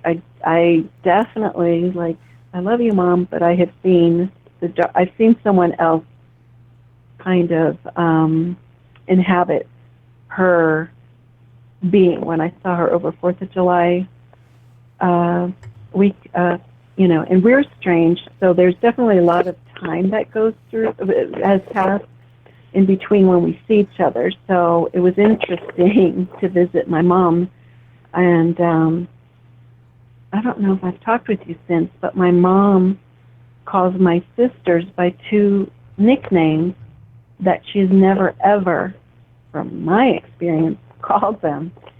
And so I asked her about it. For my baby sister, it's Michelle, and she kept calling her Misha, like Russian sounding. And for me, my whole life, my mom and my dad called her Mish, M-I-C-H, period, Mish, soft S-H. And she was calling her Misha. And from my mom's point of view, she always called her Misha. And then I asked my baby sister when she came over, and she goes, yeah, you're the only one who calls me Mish. What? Wow. And it's like... Which is almost impossible, I'm in a because... Twilight movie, Twilight Zone episode. Yeah. And then I said, well, does my other sister have a nickname? And they're like, yeah, Lily, which Lily is such a feminine, dainty, little cutesy name. It's hilarious because she is a very masculine-filled lesbian who leads parades in her trike bike, for gay pride parade. She's whatever. She's not Lily, but but she has been to them. So At least it's Yeah. comical, right? It's a comical change. You gotta, I think you gotta enjoy what's happening. I know it's tough. It feels like you got dropped onto another planet that you're not familiar with. And I even no, wonder. I actually think we're in the same Earth. It's just I never knew the difference between world and Earth, and I think there are infinite worlds in this one Earth, and that's why Gaia Earth is so important, because she actually houses our here now. And I mean, I could take it further. I also feel like our universe is us, our organs are our planets, our everything is connected. So that's why, we have to take, so yeah, I don't think I'm on a different planet, and the planet's just an illusion anyhow. Well, Sorry to interrupt you. What I think, though, is it's really up to us if we look at it optimistically or pessimistically, though. Yes. I mean, it really is within our control to sort of freak out about it and think the devil's doing, or I know you're not religious, but a lot of people say that Satan's doing this and stuff, and people go down that whole route, or it's CERN or D-Wave, something that's out of our control. And then you can look at the bright side, the way we've all been brought together and the way we never would have been brought together, and that this is a temporary shift in consciousness, and that we're just the first to begin to see it, and then others will wake up eventually. Because I'm noticing people that I thought weren't ever going to wake up do seem to be waking up. It took some time. I also think that we are softening their fall.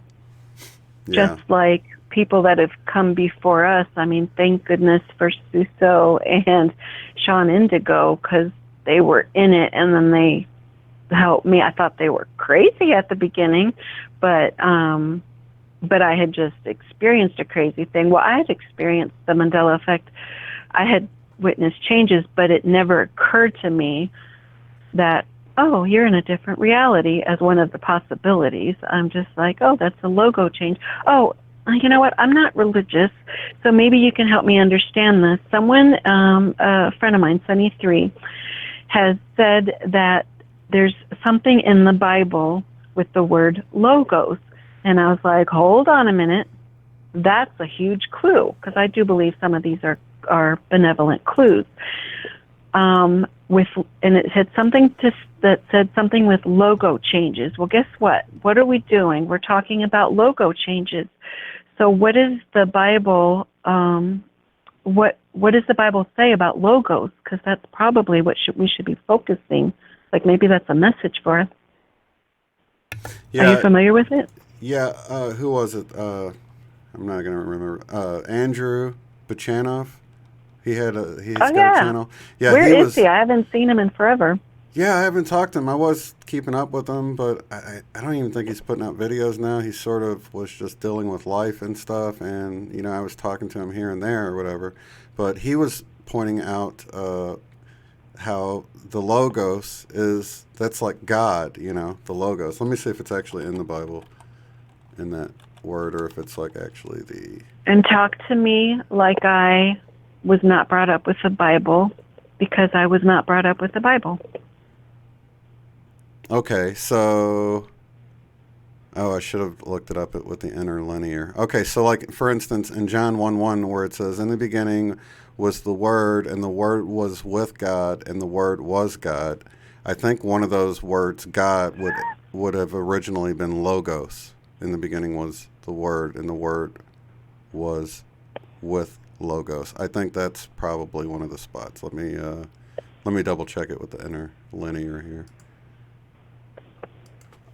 Because a lot of times they'll put God in there for Elohim and El and all sorts of, and Lord and for God. And so you got to, because for them back then when they were translating it, it was like you never put God's real name in there, It was like a bad thing to do. So maybe Jiffy or Jiff, it does not matter what it is called. So God or by other names or logos, it doesn't matter. The message is still the same, right?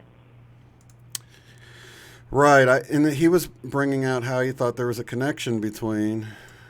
Let me find it here and just to make sure, because I know people will give me a hard time. And while you're looking, I don't even know if this is the intended message, but a rose by any other name is still a rose. Well, I had said that in one of my videos, and then I thought later, geez Louise, I should look that up. And then the reality I was in at that time, I don't know what it is now, it ends with is still as sweet. So even that has changed, but that's like a neon arrow pointing at it. Look. It's still the same. It doesn't matter what we call it. Laurel, Yanni, it doesn't matter. It's still the same, Yeah. Pink shoe or whatever, the shoe thing and the dress, it does not matter. It's still a dress. Yeah, and he was bringing out the ET home phone, and that being, because there's a lot of homophones, where it's like a word that sounds like one of the ones that got me was get the hints in the Bible. It sounds like you're saying get the hints, get the hint. But here it is, I found it. Yeah. So in the beginning was the Word. Now when it says Word, that's Logos. Word is Logos.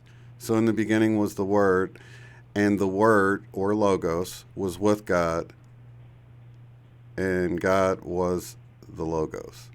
So that's a trip. Yeah, it's a trip. So when you look everything, at it like okay, this is my ignorant self processing. So everything was God, because God was the Word. Word is the logo. Logo is God. So A equals B, B equals C, C equals A. So God is everything. So all of us are God, because we are just representations of God, and that's why everything that is translated here into whatever images, it doesn't matter. It's all God, just represented by a different word or image or translation. Is that right? Is that? Well, yeah, I mean, yeah, pretty much. And I think, I believe that personally. I think we're all fractals of God. I think when it says God is everywhere, and it's really means that quite literally, like whether you're talking about dirt or trees or people or the sky or water or anything, everything is God in, one way or another. So yeah, we're like all fractals of God. I always use and water I personally believe that the shadowed, I'm not going to say dark, the shadowed is also God along with the light. So when people say don't trust miracles because it might be from the dark, well, dang it, enjoy the miracles, and then when something not so good happens, then specifically choose that one not to resonate with. Mm-hmm. But it's okay to resonate with all the beautiful miracles. Yeah. Even if it comes from, quote, the dark. So yeah, that's fresh on my mind from another situation, but I do believe it's all connected. So even like someone recently said, they were going back and forth trying to understand the Bible, and at one point it's like, don't do that because that's, that because of Lucifer, but then the next second, then Lucifer was part of God's world, or, realm or whatever. So, Lucifer is also part of God, right? Yeah, definitely. It would be, I think it's similar. I always think of it like this. You can have like the ocean of water. You can have a cup of water that's nice and pure and purified water. You can have a cup of water that's been sitting out for a week and it has mold growing on it and it looks yucky. And you can have murky, stagnant water. And you can have all sorts of water, but it's still water at the end of the day. It might need to be cleaned up a little bit, right? But I mean, it's all the same. It's different sides of the same coin, basically. And that's our dualistic world we find ourselves in. And it's the same with and I'm going to say it, yin, yang, because for me, both always had the G at the end. But it's the same because God is the whole circle, and then there's light and dark within that circle. Yeah. And so it doesn't matter which translation.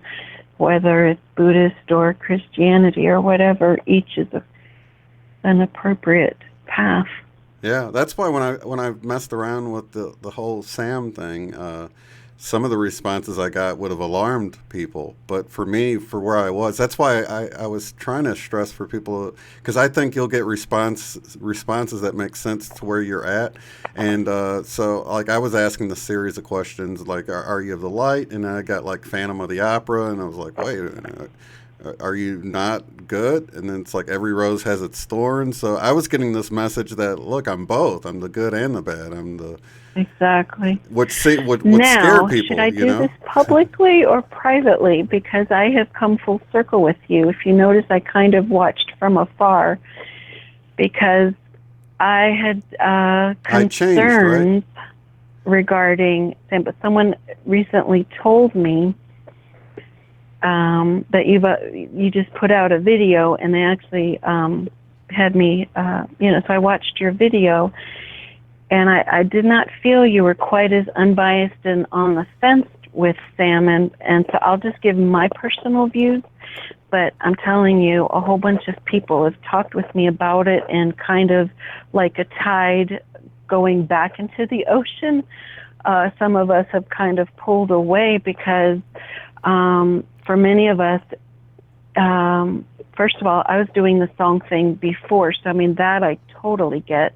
And I've also had my, near-death experiences and everything, but my concern was that a whole new religion was going to be started with this, that people were turning to Nathan to find out answers from God, and Nathan is simply being a translator, interpreter, and there's danger in having a middleman. You do not get the message. You get a version of the message, and I believe this is all for me personally, and I'm sorry, I can't watch chat or you, so I'm sorry if this is uncomfortable, but no, it's I not love at all. you so I much totally that agree. I'm going to keep going, because I was actually concerned that a whole wave of, I definitely am aware there are wannabe gurus, and hey, if those do help people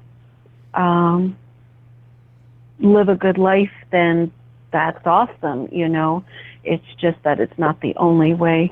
And I'm not talking about Nathan wanting to be a guru. I was talking about someone else. But I came at the heels of that, and then I thought, oh, my gosh, these messages are meant for him. And then whomever is listening, there needs to be, and you use the word disclaimer. I don't know if it's a disclaimer, but like an attention, please process this. Please continue to be a thinker. Just because you're in the ME community and just because you can see does not mean that you need to try to automatically, there's comfort that we have a community, but there are other channels that have a community, and yours at least is going into loving kindness, thank goodness. But any community, yours or the others, whoever's watching needs to continue, this is all my opinion, continue being free thinkers, because it's so easy when we have a WTF shocking realization through the Mandela effect or whatever. Of course, we want to go to other people who do this, but there's a danger that we're starting to coagulate because it's more comfortable to be around our familiar, oh, you see it too, instead of continuing to be free thinkers. Mm-hmm. The end. I love you. I love you, Jen, and I totally agree with you. That's why I felt the need to put that out, because of some of the messages I was getting. And it was like, these are things that were happening to me before Nathan came along. So I shared that story early on in my channel about being in the car and feeling alone, and that song coming on by Whitesnake. Now, this wasn't Pandora. This was just, it came on the radio, and it started playing, and I started crying because it was everything I had just been thinking, and I felt like it was played in a divine way, you know what I mean? And And I don't feel like you have to call it Sam or anything like that. I do like the Sam I am part of it, but I can see how it starts sounding like it's something external that's, somewhere else. Well, And a rose by any other name is still a rose. And you know what? The radio is just a device that is used to talk to us the way my cell phone is a device that I'm using to talk to you, right? People from centuries ago would think, wow, we're being telepathic or something, right? right. So for me, I don't even, like the best example for me was, let's see, 2000, maybe 15. I woke up and the song, Come On Eileen, da da da da da, that song was just playing full blast in my head. Now, that is not a radio station. I actually wasn't even listening to radio. I just had shut everything off for years. So I wasn't even listening to radio. That was not in my awareness, right? And it immediately made me think of my mother-in-law, which, officially she's my former step mother-in-law, but she's my mother-in-law. But after the divorce in 2001, I don't know, my former husband and I handled things differently. He wanted people to choose sides, I think, and whatever, so people had to choose sides. So she and I were extremely close for most of those 20 years together, but we kind of drifted apart given whatever circumstances. But so 15 years later, I mean, we talked here and there, but certainly not every day like we used to. So I thought of her, and I even thought, I wonder if I should call her. But I didn't want to overstep bounds and cross 3D boundaries, and the song kept popping in throughout the day when I wasn't even thinking of it. And then the next day, I woke up to it full blast again. Again, not on the radio, but in my head. So it does not even need to, Sam or the rose by any other name, does not need to come through a device. It can just come through you directly, And so I called her. And it turns out the day before, the first day that I heard the song, there was an emergency and she needed surgery and she went into the hospital. Now, she would not have been able to answer my call that day, so, the next day she's all groggy and everything from surgery, but, amazing, right? Yeah. After all those years, and I hear that song, and it's coincidentally on that same day, so I believe our hearts are still connected, our love for each other is still connected, and I received that rose by any other name message without a device. Yeah. And then I also, not just with your channel where I am probably more out there and more unfiltered or whatever, but I was also a guest on other big channels, and the friend who told me, no, Shane just put out a video, so you need to watch that and reassess things. And but I also do not resonate with the pure Christian channel, because everything that comes out has a Christian twist. And as soon as they find out that I'm not Christian, it's like I'm ousted. There's this whole invisible wall. I'm not one of them anymore. And in my real life, I've spent my whole life like this. People will do like a double take, and their body will not a pratfall because they're not falling, but will jerk back into their seat. Like, what do you mean you're not a Christian? You're the most Christian I know, And Christian just means good, right? And Christ-like, in Christ consciousness, and I do, But personally, I do not feel that I have to say the words to other people, that I don't feel like I have to get through God's door by saying, I accept this messenger of God as a way, as the way to get to God's door. That is definitely a way, in a wonderful way if you actually do what Jesus would do, which that's not really the case. You cannot automatically assume just because you're Christian, you act Christian, Christ-like. But anyhow, so there I am as a guest on a channel surrounded by Christians. But I don't know, something prompted me to go on that night.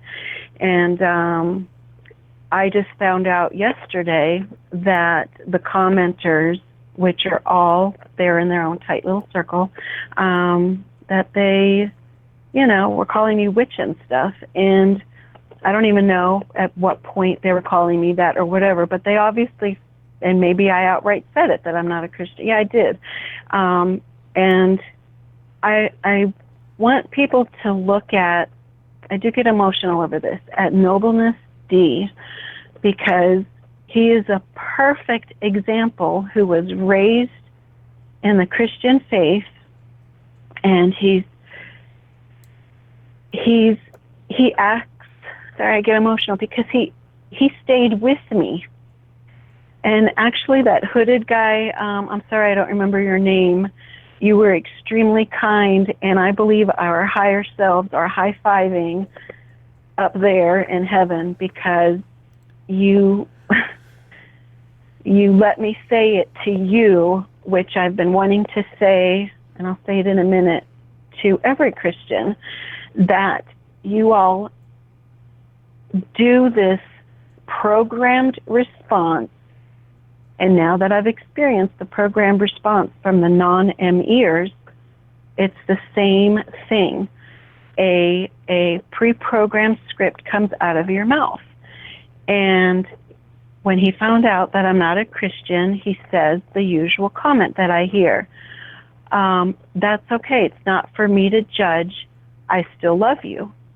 Well, guess what? We were not talking about judging, so obviously that's in your realm of judging me at that point, because otherwise why would you say that word? Or you're an automatic because everyone says that word. Because what did not come out of your mouth was, that's okay, I do not eat grapes with wine. Well, yeah, we're not talking about grapes, we're not talking about wine. I'm just making something up, right? It's just so unrelated to what we were doing. Why bring that up? And I love everybody, and I'm sorry, but I feel like I'm supposed to be the messenger that Christians need to also look at themselves. Sorry, I'm nervous. But Christians also need to look at themselves, that they too may be programmed. Because guess what? The Lion Lamb version, which by the way was the WTF Mandela effect thing for me, which is ironic given I'm not me too. religious. But that, sorry, my timer went off and it just distracted me. So now, I feel like I've said too much. But that the Lion Lamb version, just like we all can see that the wolf and the lamb version, or the leopard laying with the kid version, those are also not real, but actually it is real for the people that are here. So it's very real. We need to not dismiss we need to not be rude to those people either, because it's very real for them, just as it's very real for us that we saw all the other versions before. Well, guess what? That also can be applied to people's different religions. Your religion is as real as mine, and I personally know in my heart that Jesus and God would still let me in based on who I am, not based on me declaring my love for the messenger of being Christ-like, Mm-hmm. Okay. I don't know what chat's going on. I don't know if you're rolling your eyes. I don't know. No. You're totally fine. You're in a good place here. So, okay. Yeah, I appreciate you sharing your thoughts. It's very emotional. I spent my whole life always, and then when thank you, Shane. And then when I, before the Mandela effect, 20 plus years before, When people ask me, have you been reborn? I can honestly say yes, because there I was in a North Carolina parking lot, and I saw my nanny from Jamaica in the parking lot, but her body was in Virginia. Now, I did not know at the time that that's the exact time that she actually died, but that was my first realization that I am more than my body. And so I was born, like I am born again. That is, I consider myself born, because my life started that day because I was shut down in other ways, just like Mandela effect, I was reborn into a new awareness as well. But boy, for those 20 plus years, I also would not have believed me or whatever, but I would have never pointed the finger and said, well, you're working with the devil, where you are evil, you are a bad witch. All the miracles that have come through me, I don't do any of this, but yet I get my finger pointed at, and it's by Christians, and it does not feel good. That says more about them than it does about you, you know what I mean? Say that again, I'm sorry. I said that says more about them than it does about you. I wouldn't let it bother you at all, because we're all on our own journey, and that's, I know Christians can be very judgmental. Practice, because obviously we're going through this with the rest of the world, just like Moneybags and Sean Indigo highlighted that that person who, called us crap for brain retarded people for believing in all this. So, there's intense hatred coming at us.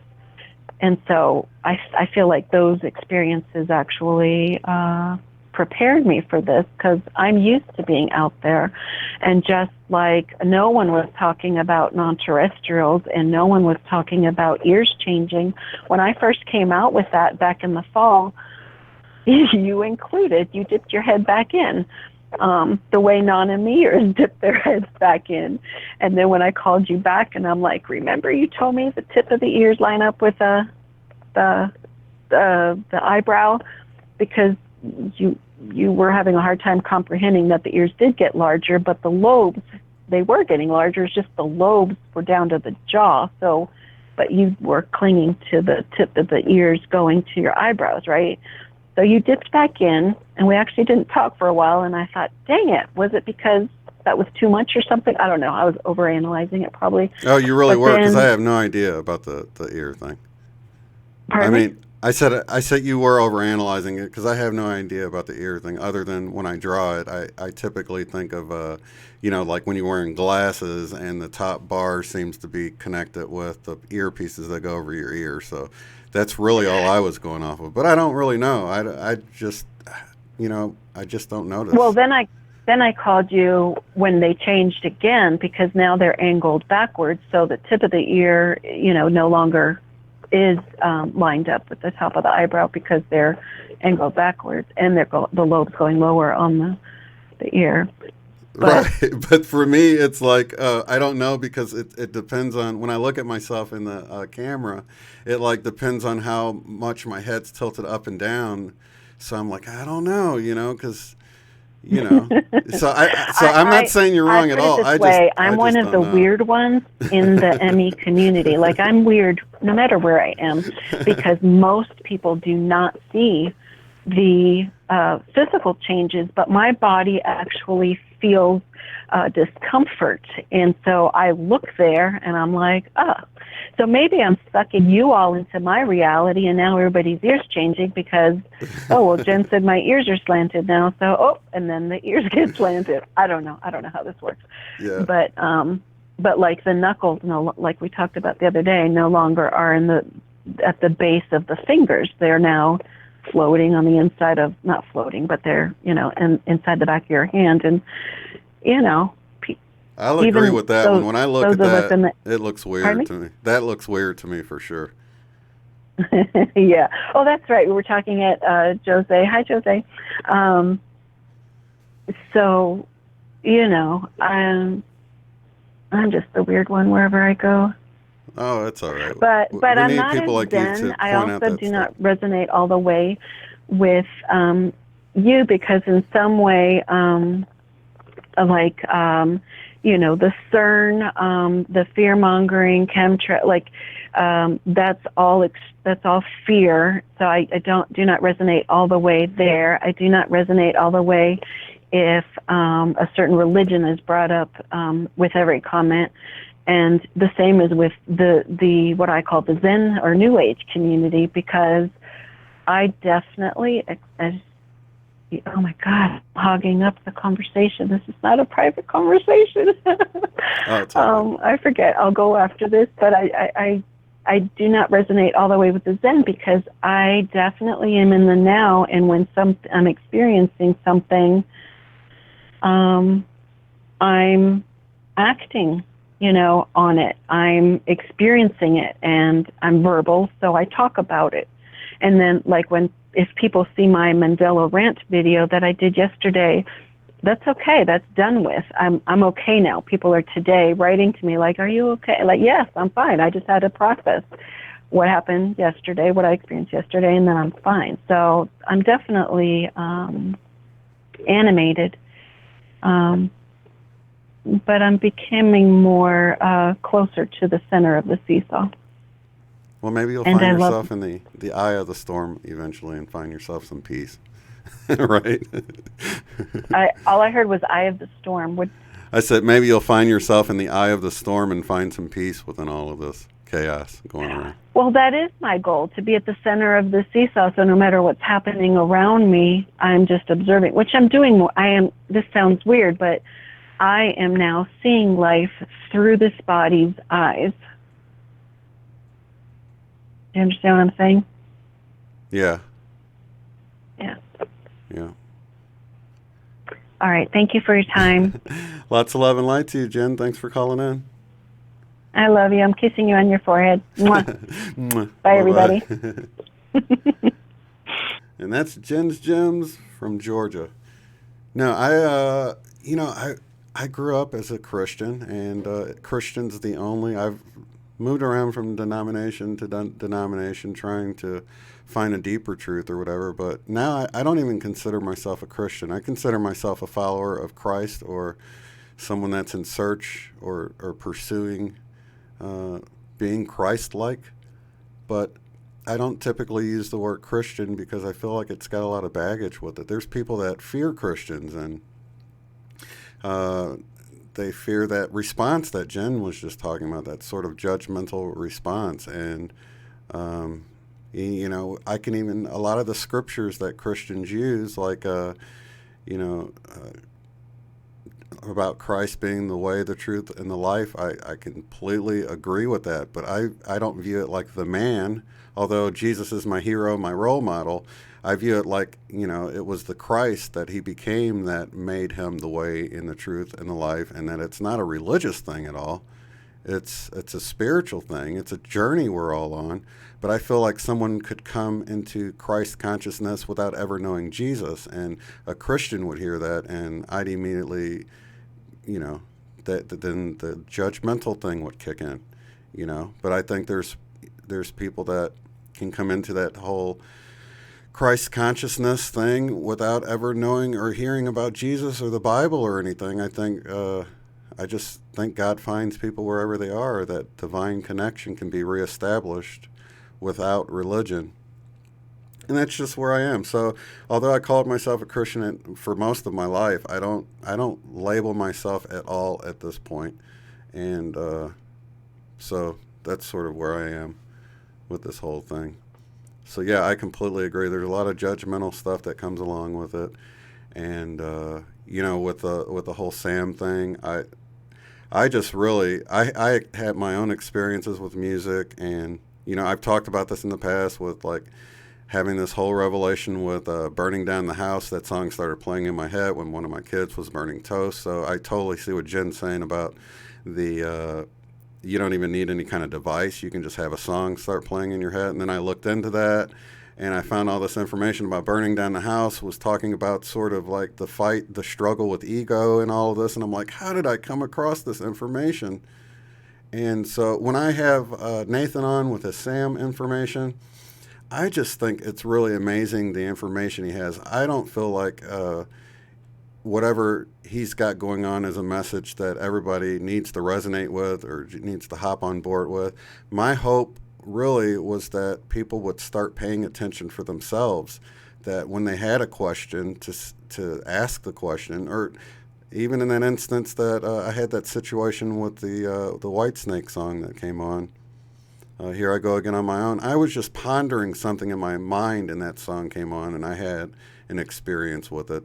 I had an inner dialogue going on and that song came on and it ministered to me at that moment, and I could feel the presence of this higher intelligence at work.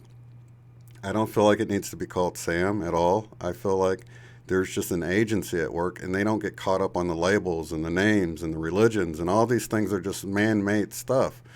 So, I'm totally understand. I understand people not wanting to get in with the whole Sam thing, but I just find it interesting. Just to see how he asks questions, he gets answers, and I find it interesting, but not something that I feel people need to hop on board like it is some sort of religion. I know people feel that way, like he's pushing some sort of cult or religion, but and I don't think he is, but that's really not my point for having him on. My point for having him on is like, look what kind of amazing things can happen if you sort of put that question out into the universe and start looking for answers. And you don't need Pandora. You don't even need the radio. You might have a song pop in your head or a sign show up on a billboard. But, so sorry, Jen, I left your name up here this whole time. But I was sort of responding to your call anyway. You couldn't hear me very well, so hopefully you can hear me over YouTube a little bit better. But I do appreciate you calling in and sharing your heart. And I'm so sorry that, you had to deal with that with other people because, I think, you're a sweetheart and loving person. And I can't say I disagree with anything you said, to be honest with you. And I'm sorry if I seem like with the ear thing, I just didn't know. I wasn't sort of saying you were wrong. I was just like, I don't know. I wish I'd paid better attention. And then you came back with the ear thing. And I've had that happen to me. So I felt bad about it. I've had it happen where I pointed something out to people about this music video that it changed. And then when it changed again, I went back and I was like, remember when I showed you this? And it was like, and they're like, I don't really remember. I'm like, but I specifically showed you it and I showed you the colors and it's changed again. They're like, I don't remember. And I just did that to you. And I'm so sorry. I should have paid more attention to the ears. I just don't know. I know you're right because you paid attention. I just didn't. And I feel bad that I didn't pay attention more to the ears or whatever, because I think it's cool. I'm glad you're paying attention to it. I'm sorry you feel like you're the weird one of the bunch, but I didn't pay attention. It's not that you're weird. It's just that I'm not very observant. That's why I tell people all the time, if I'm able to see that this whole Mandela effect thing is happening, that anybody can see it, because I really don't trust my memory and I don't pay attention to things very much. But there's some things I just know. I know the lion shall lie down with the lamb was in the Bible. I know what the thinker statue looked like growing up on my desk. I really only have probably a dozen things that I'm 100% sure about, but I know that they've changed. Just like if I woke up with blue eyes and, everybody else was like saying, your eyes have always been blue, I would know they've always been brown for me personally. And it's not like a memory thing. That's why that video that guy put out where he's calling us all names and stuff today and being really insulting or whatever, it doesn't bother me because for me it isn't a memory thing. All the memory ones I write off as maybe it is a bad memory, but I know. So anyway, I love you guys so much, and I hope I didn't offend any Christians. I just don't carry the label. Jesus is still my hero, so take that and know that I'm trying to be just like Jesus in my life. I'm trying to, I think Jesus is an archetype for what we should all be going through. We should all be trying to develop, to do what Jesus did. He went through his whole life. He sort of died to himself. He became the Christ and began to perform miracles, and then he had his transfiguration. I think this is the path we're all supposed to be on, but I don't feel like you need religion to do that. So that's my opinion. If you want to take the religious route, I don't judge you for doing that, but I think a lot of times Christians judge other people for not finding, And not all of them. There's people that call themselves Christians that aren't like that, that are more like I am. They just carry the label. I don't carry the label. I think it's labels separate people. It makes people do what happened to Jen. It makes people say, oh, you're not what I am? Then you're an outsider. You're excluded from my group. And I just hate that. I grew up being bullied and excluded in school from different groups and circles of friends and things like that. I know what it feels like, and the best way to rise above that whole us versus them thing is to not have an us, except for all of us. We're all included, So lots of love and light to everyone in the chat and watching this later, and we'll see you in the next one. Have a good one. If you'd like to support the work I do, go to paypal.me/UOTF. Thanks.